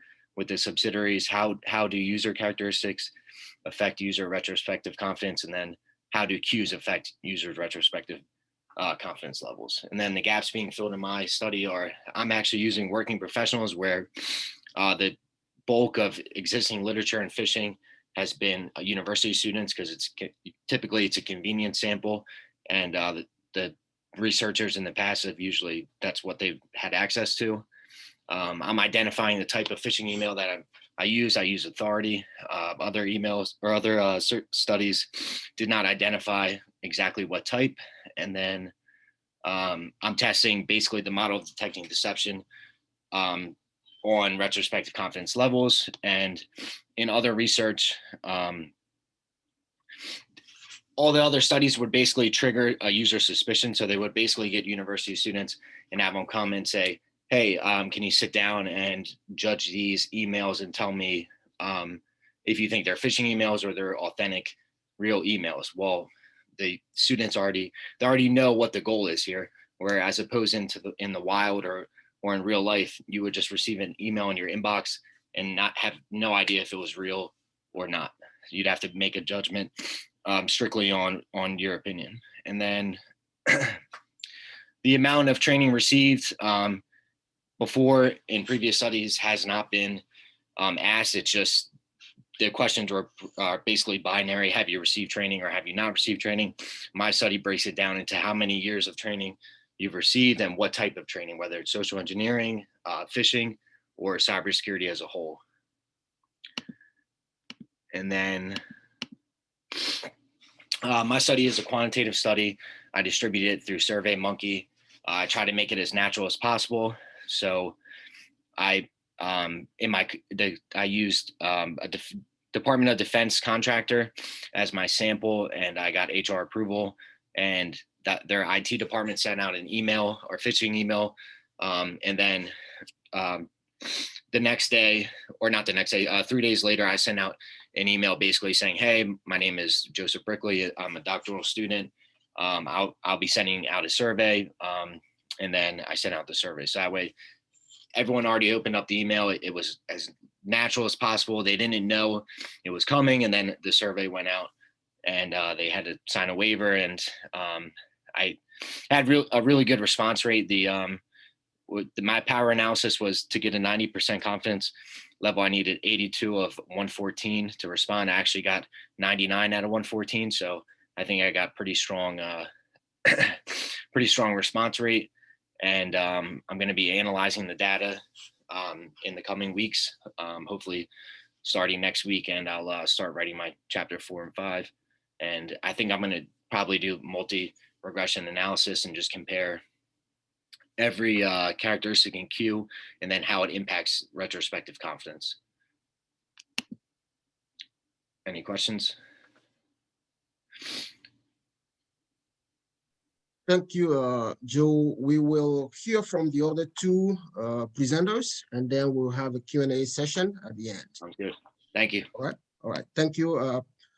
Now, at this point, I would like to pass it over to Tom Watson. Mr. Watson is also presenting on the topic of cybersecurity, specifically on cyber risk mitigation. His topic for today's presentation and for his dissertation is the impact of purchasing cyber insurance on the enhancement of operational cyber risk mitigation of U.S. banks. Tom, are you ready? Yes, sir, I am. Okay, please take it over and let's hear what you've been working on. Thank you. Dr. Walker, Dr. Codjo, my committee members, distinguished members of the New Jersey City University faculty and staff, students, alumni, and guests. Good morning from New York. I'm Tom Watson, and I'm honored to have an opportunity to present to you my paper on the impact of purchasing cyber insurance on the enhancement of operational cyber risk mitigation of U.S. banks, a qualitative descriptive study of large banks in the state of New Jersey.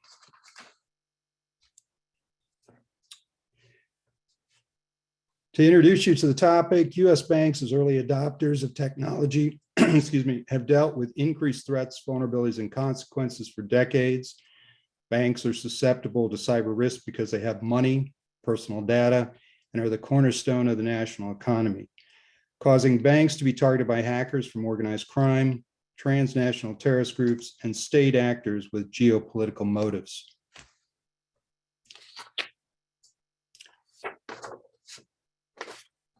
Excuse me. Banks can reduce or eliminate non-systemic cyber risk with a range of cyber risk mitigation options to prevent cyber incidents or to reduce consequences if cyber incidents do occur. However, banks have struggled for years with how to balance their need for cybersecurity risk mitigation options with their limited resources to address their risk in a dynamic cyber environment.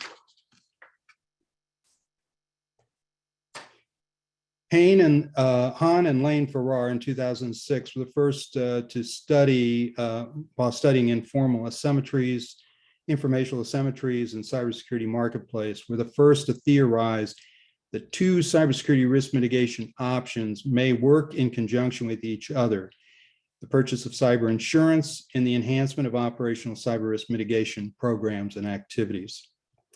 If a positive relationship does exist between the purchase of cyber insurance and the enhancement of operational cyber risk mitigation, it could reduce cyber risk more effectively and efficiently. However, the lack of empirical data has prevented banks from putting this theory into practice. The research methodology used in this study was a qualitative research study with qualitative descriptive study research design. The sampling was purposive due to the nature of the population for the study, the sensitivity of the subject matter being studied, and the specific requirements necessary to find qualified participants, in this case, CISOs at large banks in the state of New Jersey or their equivalent. The research instrument used structured interview questions with standardized responses developed from the NIST framework for improving critical infrastructure cybersecurity version 1.1. And the case study conducted 10 interviews out of a population of 34 large banks for a 29% participation rate. As a prerequisite to conducting the qualitative analysis, the Cronbach alpha measurement was used to test for sufficient code frequency distribution and to ensure an appropriate level of data saturation was present. The results, as you can see on this chart, the 70% line is the recommended goal for data saturation, and the range for the Cronbach alpha measurement is 0 to 1 with the acceptable measure of 0.70. The study had a Cronbach alpha measurement of 0.70 by interviewee number 4, and the red line denotes cyber insurance percentages. The green line is total data saturation of all responses, and the blue line represents the operational cyber risk mitigation percentages. And as we progress through that, then by interviewee number 6, we had exceeded 70% redundancy on the responses, and gradually reached 100% by interviewee number 10. A Cronbach alpha measurement this high in so few interviews suggests that an extremely homogeneous sample is sufficient for further analysis.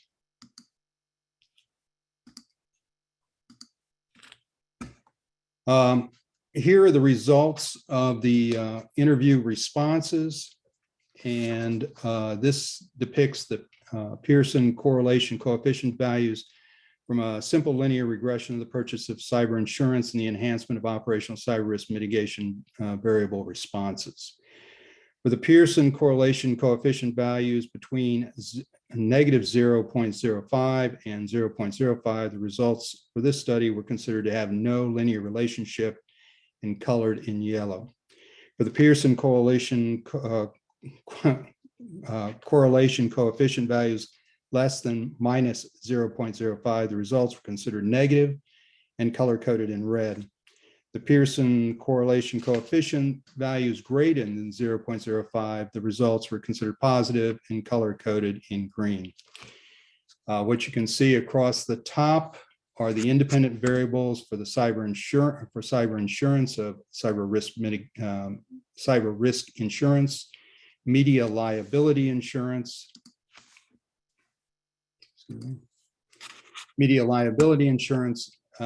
network security insurance, cyber privacy insurance, total cyber insurance coverage, the use of IT and cybersecurity contractors, the insurance coverage by the IT and cybersecurity contractors, the use of cloud services and cloud services insurance coverage. Down the left-hand side, under the operational cyber risk mitigation variables, it's broken into the 5 key functions as listed under the NIST: identify, protect, detect, respond, and recover, with 33 operational risk mitigation variable questions, as well as the combination of all those questions combined. In addition, at the bottom, checked on the random value for each of these to ensure as we progress whether the correlation coefficient is in fact greater than a random value.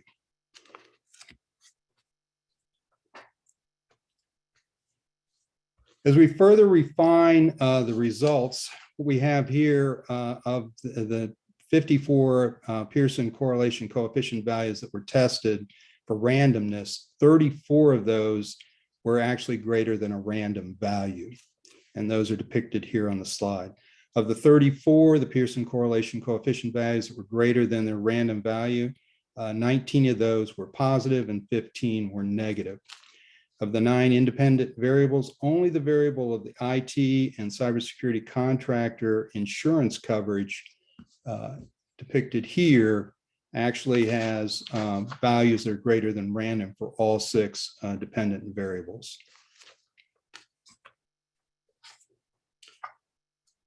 The third step of the analysis was to apply the criteria of the Pearson correlation coefficient level of 0.50 or 50% or greater to test for a very strong correlation between the independent and dependent variables in accordance with Wanacott and Wanacott, 1987.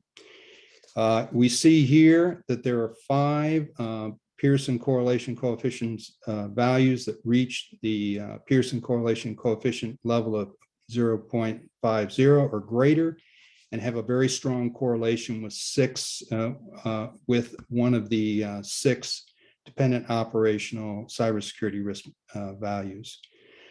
The 5 Pearson correlation coefficients that reach that level of 0.50 or greater are: how many years has your bank been purchasing cyber network security insurance, dealing with the respond function?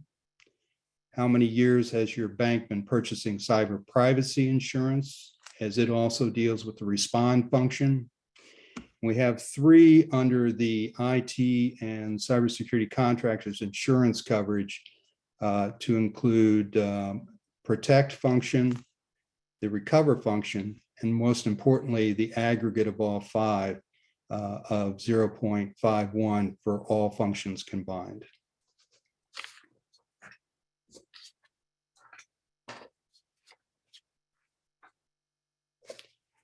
When the results are applied to the basic research question of does a relationship exist between the purchase of cyber insurance and the enhancement of operational cyber risk mitigation in large banks in the state of New Jersey, the answer is a conditional yes, with one of the 9 independent cyber insurance variables meeting the qualitative analysis criteria for a positive relationship that enhances operational cyber risk mitigation in large banks in the state of New Jersey. The independent cyber insurance variable is your bank's cyber risk, cyber network security, or cyber privacy insurance coverage. Is it first party purchased by the bank, or is it third party purchased by the contractor? In the case for the response, the high response here, it's both for the banks that were involved. This finding supports the theory of a positive relationship existing between the purchase of at least one form of cyber insurance and operational cyber risk mitigation in large banks in the state of New Jersey. The results and findings should have utility for both academic scholars and banking practitioners in the future. And with that, ladies and gentlemen, that concludes the formal presentation. Thank you, Tom. Again, we'll have a Q&A session after the 3rd presentation. Now, please stop the sharing, and I will ask Mr. James Callier to be ready. James will be presenting on a transportation safety topic. He's specifically looking at the move over law. For those of you who don't know what that is, he'll be telling us in a minute. His dissertation topic is evaluating elements of motorist experiential education in driver's training and its impact on the move over law compliance in Maryland. James, are you ready? Yes, sir. Okay, so please take it over. Feel free to share your slides with us and tell us about your research and what you found so far. And I'll share with it. So with a big screen. Let's show. Do you have the slideshow already? Okay. Yes, you're good to go, James. Good morning. My name is James Kiley. I would like to welcome the members of the faculty of NJCU, my mentors, especially my colleagues in this academy, the members of the panel, especially the president, President Luis Solís, and other faculty members that are in this symposium here today. My topic, as Dr. Codjo announced, is on transportation safety, and it's evaluating the elements of motorist experiential education and the driver's training and its impact on the mover law in compliance in Maryland. An introduction to this topic here is that we have had years ago in 1994, a medic was giving a roadside assistance to someone in South Carolina and was hit by a car, by a vehicle, and he luckily survived. And he went on to start a movement wherein laws that would stop motorists from from running into roadside workers, such as emergency workers, such as police officers and EMS was passed. So the research that we've been working on in this context is how valuable. We have looked at other areas of investigating the reason of why the MOVA law was passed over 10 to 18 years ago, but up to now, there is no proper documentation of the fatalities that police officers suffer on the highways. And the answer seems to be elusive to even the administrators as far as understanding how can we save the lives of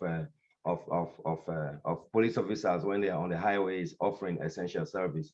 So one of the slides here you are saying is what happens when the MOVA law that has been passed to safeguard people that save other people on the highway, such as police officers and EMS and even tow truck drivers.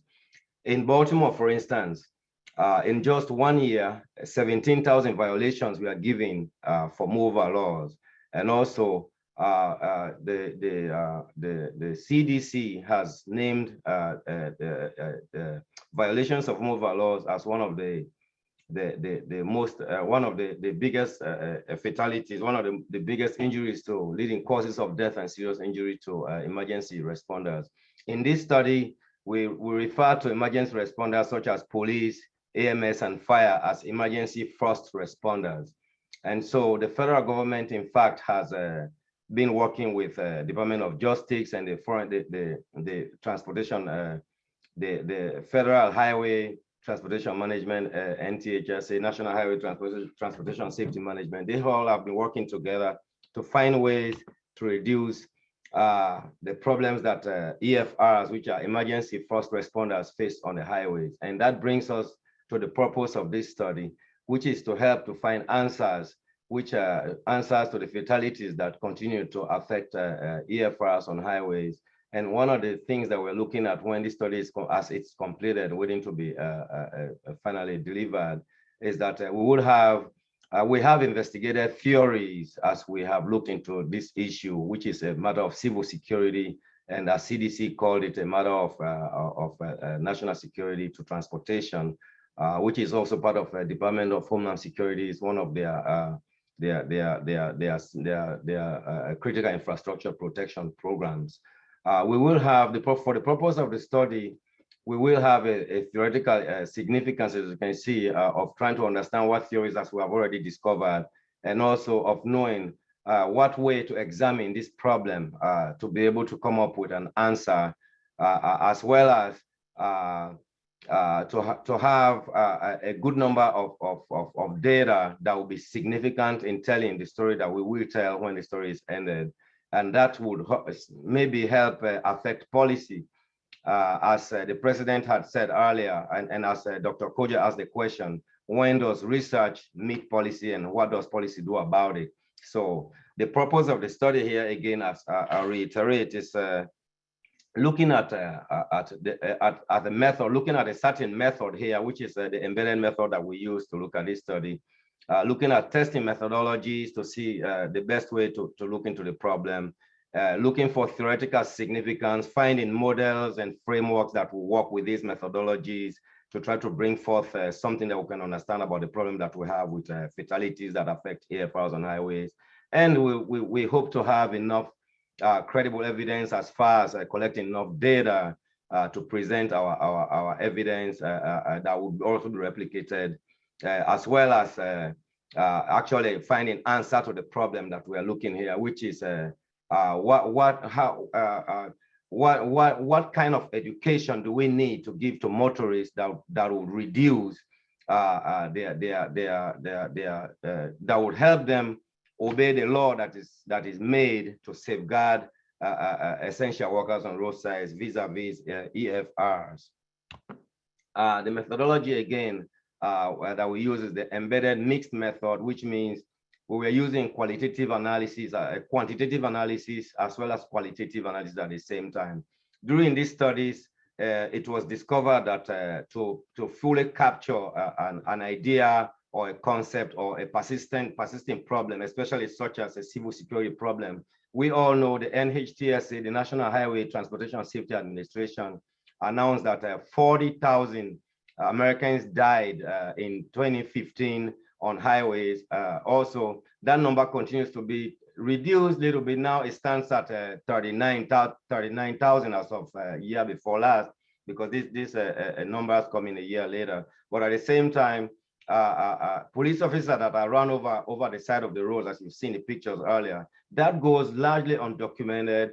Tow truck drivers that got run over goes largely undocumented. What we know is here in Baltimore City, every morning we hear that cars are run over other cars, other people in the violation of the move over law, which is essentially a civil security and a crisis and a public health crisis. You know, we do not want some of us who served in the military or in other forms of national protection. You don't want to leave your house these days and go out and try to you know, be there for the society, and then you come back simply because the people you are dealing with are not trained enough, and of which they have the opportunity to be trained, because when they do have that education, they should be trained right to be able to maneuver their vehicles. So this methodology here enabled us to objectively look at the level of experiential education.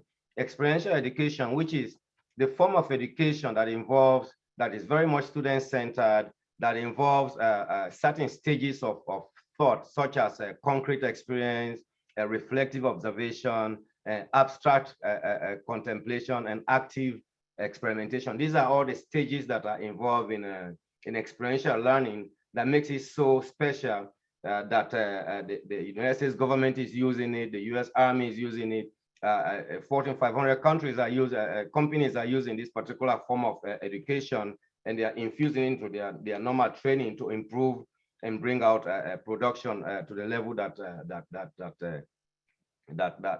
gives them the measurements that they're looking for in value. And so the survey design here, I use Qualtrics, which was provided by NJCU. And with that Qualtrics, I sent emails to church members and school teachers and everybody that could read and write, that has a license, that drives around the Baltimore area, was sent an email to. I did guerrilla recruiting, talking to people, walking for a whole summer. I walked the streets of Baltimore, handing over hard copies, and also adding on my iPad to collect the data. When data was collected, the data was imported from SPSS to Excel, and data was converted to numerical codes, and then missing data was not applicable. We created a filter to select cases that completed. We only selected cases that completed the whole survey. We took out those that were not selected, that were not completed to the end. And we examined reliability scales using Chromebax Alpha. So we use all the statistical methodologies applicable to this type of data to bring sense out of it, such that we'll be able to understand fully well by the numbers, using a Likert scale from 1 to 5, numbering 5 being high, 1 being low, 3 being in the middle. We use that scale to analyze most of the data to try to find out where the mean, which represents what they call the measures of central tendencies. So the mean kind of try to tell us, where does this kind of thing lie? Do people know about, do they have experiential learning that helps them drive better, which will be maybe a 5 if they're really deep. If they don't, do they have some? Is it a 4? If not, do they have any at all? So using the measures of central tendency, such as the mean and other and also correlations, we're able to have data. And in the results, it was pretty interesting finding when we analyzed 380 participants with in the Qualtrics survey, with over 100 qualitative analysis for thematic coding, because generally you figure regular qualitative analysis have 10 to 20 to 30, but I had over 120. So it was easy to really draw a very good theme from what these people are saying about transportation safety and safety of the EFRs, which are the emergency first responders. We were able to find that a major finding was that experiential learning, which is what we want, which is what we're looking for, was actually present in the population of drivers in Baltimore area. So that was a very good sign, even though the mean, as you can see, is 2.89, which is right below the central mark. So that meant some people have it, some people don't have it. Now, of course, more research can be done to find out what kind do they have, because as experiential learning described, there are so many stages of experiential learning itself, and also there are so many styles, what they call learning styles in the experiential learning, because the combinations of these different stages produces different styles. That will also tell us of how that would further split the hair into knowing what particular style somebody has, or what stage are they, and how do they behave when it comes to complying to the move over law, awareness and complying to the move over law. In the meantime, also remember that the government, the Department of Justice had done a research, and they had found that 70% of Americans do not even know about the move over law. So if you don't know about anything, how would you be able to comply? So part of it, our study also supported that premise of over half of the people did not know about the move over law. However, for those that had experiential learning during their studies, which this research uncovered, they were aware of the move over law over half of the time. They were executing the move over law over half of the time. So which means experiential learning most definitely is essential in improving the driver issues that we have that affect our EFRs. Also, we found out during the study, traditional learning, for those that have traditional learning, we were able to split the hair about traditional learning and find out what parts of experiential learning are in that traditional learning. We also found that for those that only have traditional learning, but with the aspects of experiential learning, they were able to demonstrate that they understood some part of the move over law and other means, and that showed in their responses in the qualitative analysis, which was the exact reason of doing an embedded study, wherein we can see somebody's responses on the quantitative side in numbers and dimensions, and also going to the qualitative side and see what's on their mind and what they have to add. So after everything was put together from the study, a long study, and very dogged study into getting this information together. The conclusion to the study here that I'll share with you is that first, experiential learning, experiential education is essential to train motorists in understanding traffic laws and reducing the safety death of people on the highways, including emergency first responders. We are losing police officers on the highways. They are being run over by cars, as the pictures you've seen. There's more pictures, but only have 10 minutes and 5 slides to show. We are losing everybody else that stops on the highway to try to change a tire. People run into you. We're losing emergency people. And even tow truck drivers, there's no information about it. But this study is telling us that taking our time to re-educate our driving population using experiential education infused in there. And experiential learning, by the way, is such that you can add it to other pedagogies. You don't have to scrap what you're doing and start it all over with experiential learning. You can add it in there. That's all in the dissertation that we'll be presenting here. So the final conclusion is that the CDC continues to confirm that we have a public health crisis. Department of Homeland Security considers this a civil security problem. Department of Justice, the National Highway Transportation System, the Federal Motor Carrier Safety Administration, they all are looking for ways to improve drivability and to safeguard our EFRs on the highways. And that's where I will end, and I will open for questions.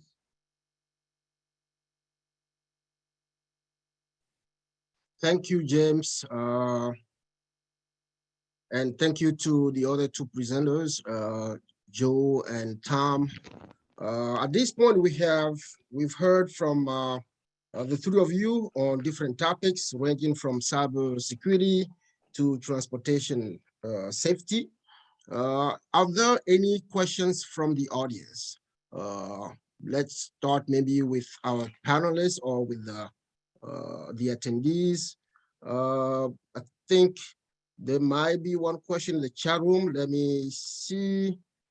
Yes, there's a question for Tom, Mr. Watson.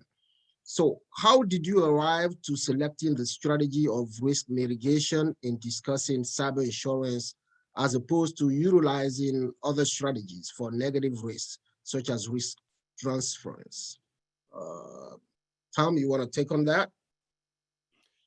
Sure. At the time, I was doing the initial development for the dissertation topic. I spent a lot of time interviewing CISOs and other senior leaders in security at the federal, state, and in the private sector. And at the time, we had evolved to the idea that, and this was a number of years ago when this started, that we needed a standardized tool and that the NIST cybersecurity framework was probably the best tool that was universally recognized to do that. So that evolved into converting the NIST cybersecurity framework assessment tool into a research instrument, and then continuing to use that to do direct interviews with the participants. Because at the time that the study started, really not too sure about if I didn't use a common tool with a common language, whether the participants would actually be able to give consistent responses. So that's how that process evolved. All right, thank you, Tom. Do we have questions from the panelists or from the general audience? And while we may be waiting, let me stay with you, Tom. In your research, you found that actually purchasing cyber insurance enhances operational risk mitigation for U.S. banks. But you further explain that talking about risk mitigation, there are 5 functions that are, have been examined in your research. Which of those are more enhanced by others when purchasing cyber insurance, or are they equally enhanced? Did you find anything along those lines? Well, I could actually bring up the slides. It's somewhat inconsistent, and actually, when I actually did a deep dive into the NIST, I discovered that there was some anomalies with the NIST. The 5 functions that exist under the NIST are identify, protect, detect, respond, and recover. When you break the NIST apart into the actual categories and subcategories, or task and subtask, they're very heavily weighted towards the first functions, to identify and protect, because those are considered idiosyncratic risk or non-systemic risk that the banks or any organization can actually influence. But as you transition to the detect, respond, and recover, the NIST has fewer and fewer tasks that the institutions can actually perform, because they are now going from a proactive role to a reactive role. And so there didn't seem to be tremendous consistency because of that, because I think there's an asymmetric relationship within the NIST that kind of distorts the responses a little bit. Okay, thank you, Tom. And we do have a question for James from the audience. This is coming from Edwin from LC10. So, James, do you have any statistics concerning the number of officer deaths due to the move over law?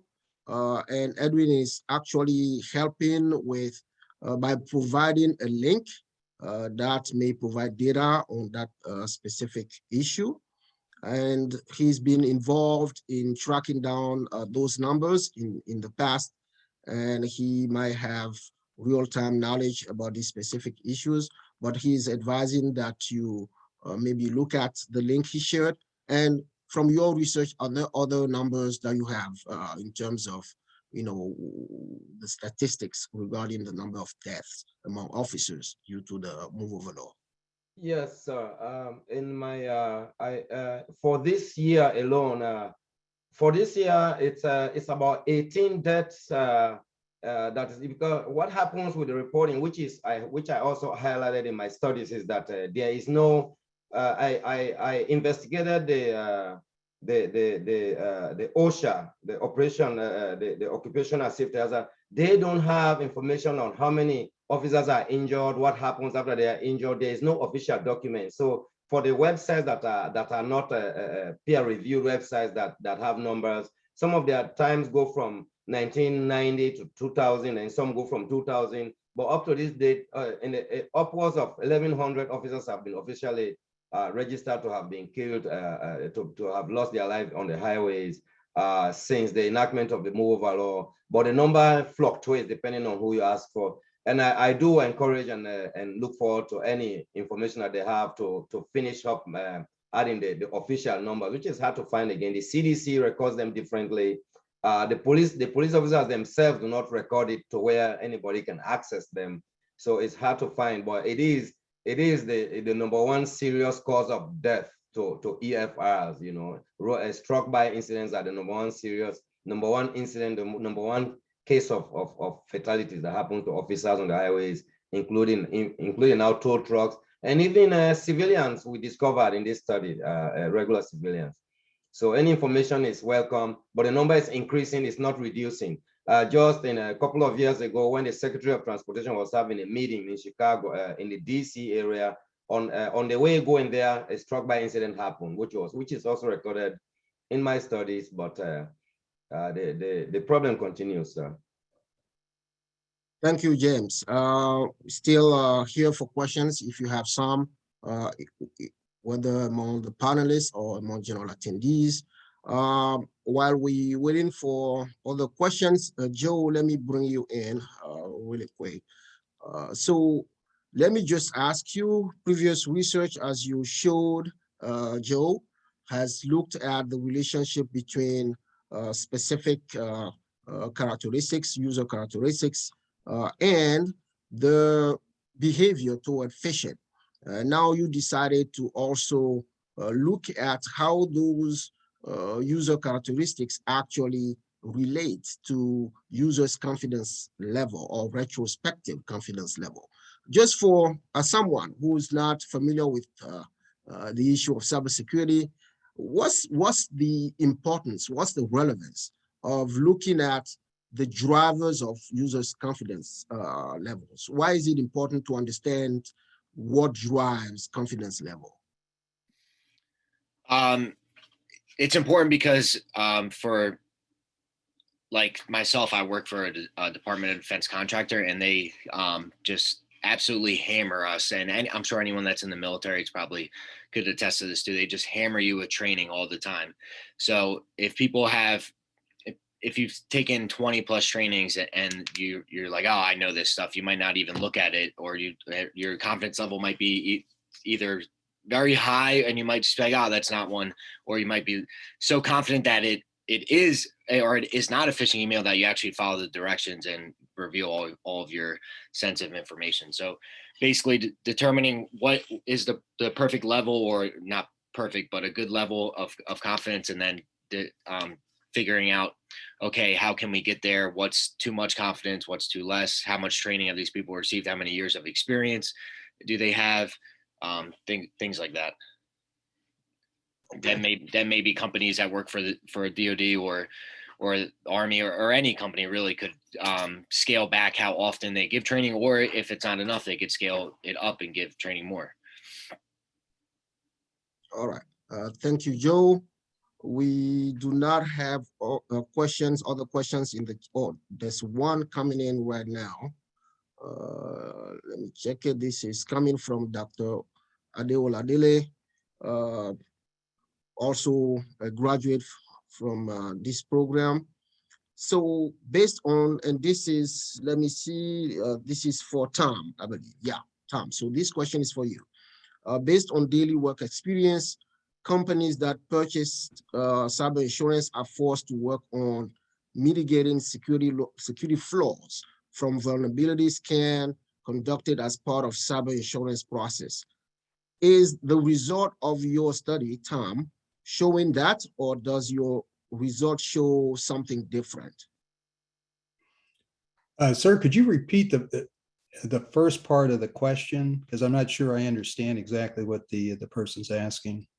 Okay, and also you can just click on Q&A chat room and see the specifics of the question. But Sure. the intro is that based on daily work experience, companies that purchased cyber insurance are forced to work on mitigating security flaws from vulnerability scan conducted as part of cyber insurance process. So, and again, you the expert, I'm not really familiar with this field, but Dr. Oladele is asking if your research is showing that, part of the question, or if it is showing something different. Based on that question, I did not get into that sort of specific detail. In dealing with senior management, we were really looking at the issues of implementing and executing bank policy versus specific programs and actions.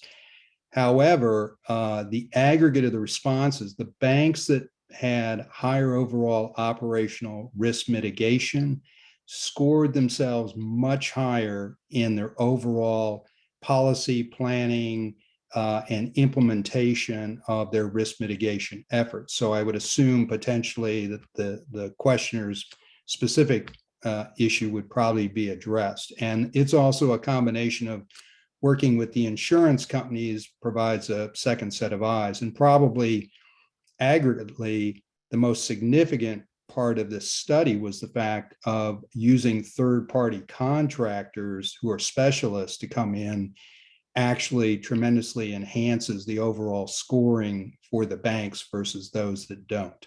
So I know it's an incomplete answer, but that's probably the best I can do at this point in time. Okay. And so let me stay with you, Tom. There's a question from Chandra. Based on your research, what identified risks can and cannot have cyber insurance? Is the question clear for you? Clear enough? Oh, okay, I've got that.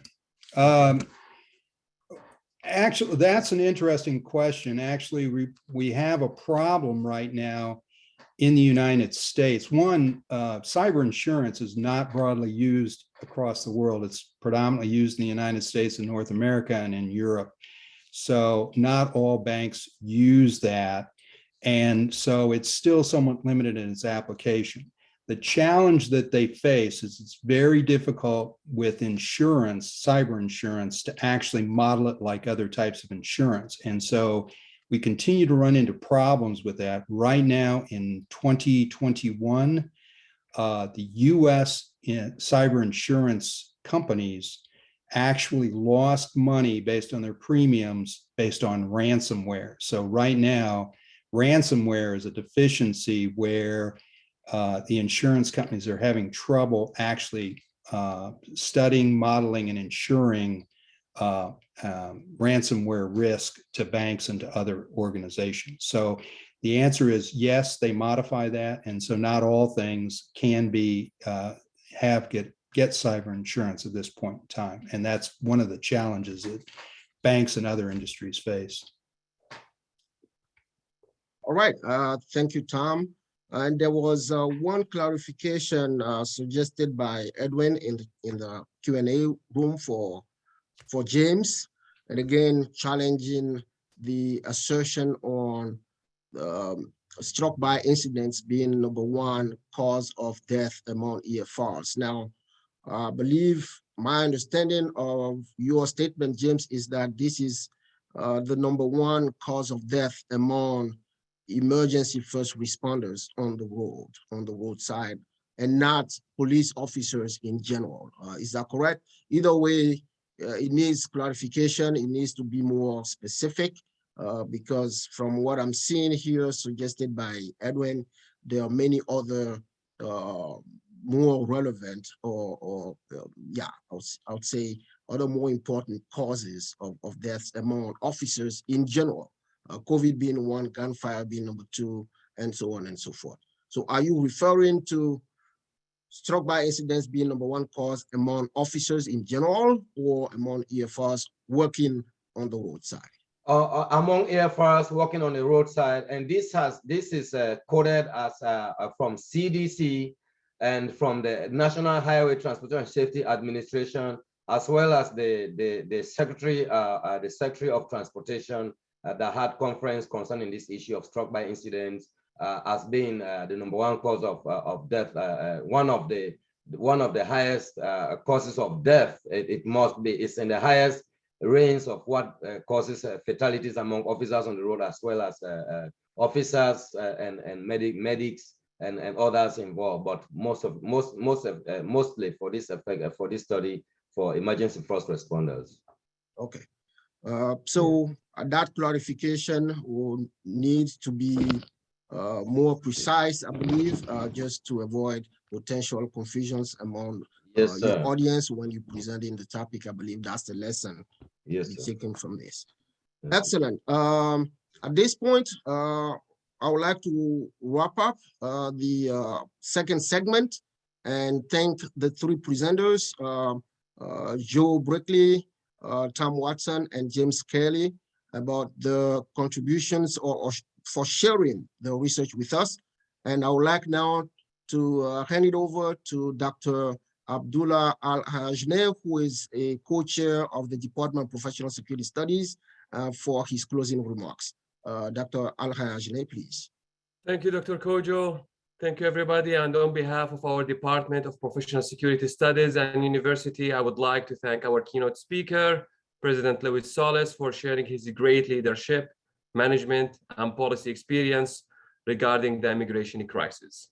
Also, I want to take the opportunity to thank Dean Walker for joining us today and representing the university leadership. And I want to thank all the faculty members, students, guests, and everyone who joined us today. Your attendance made this event very special.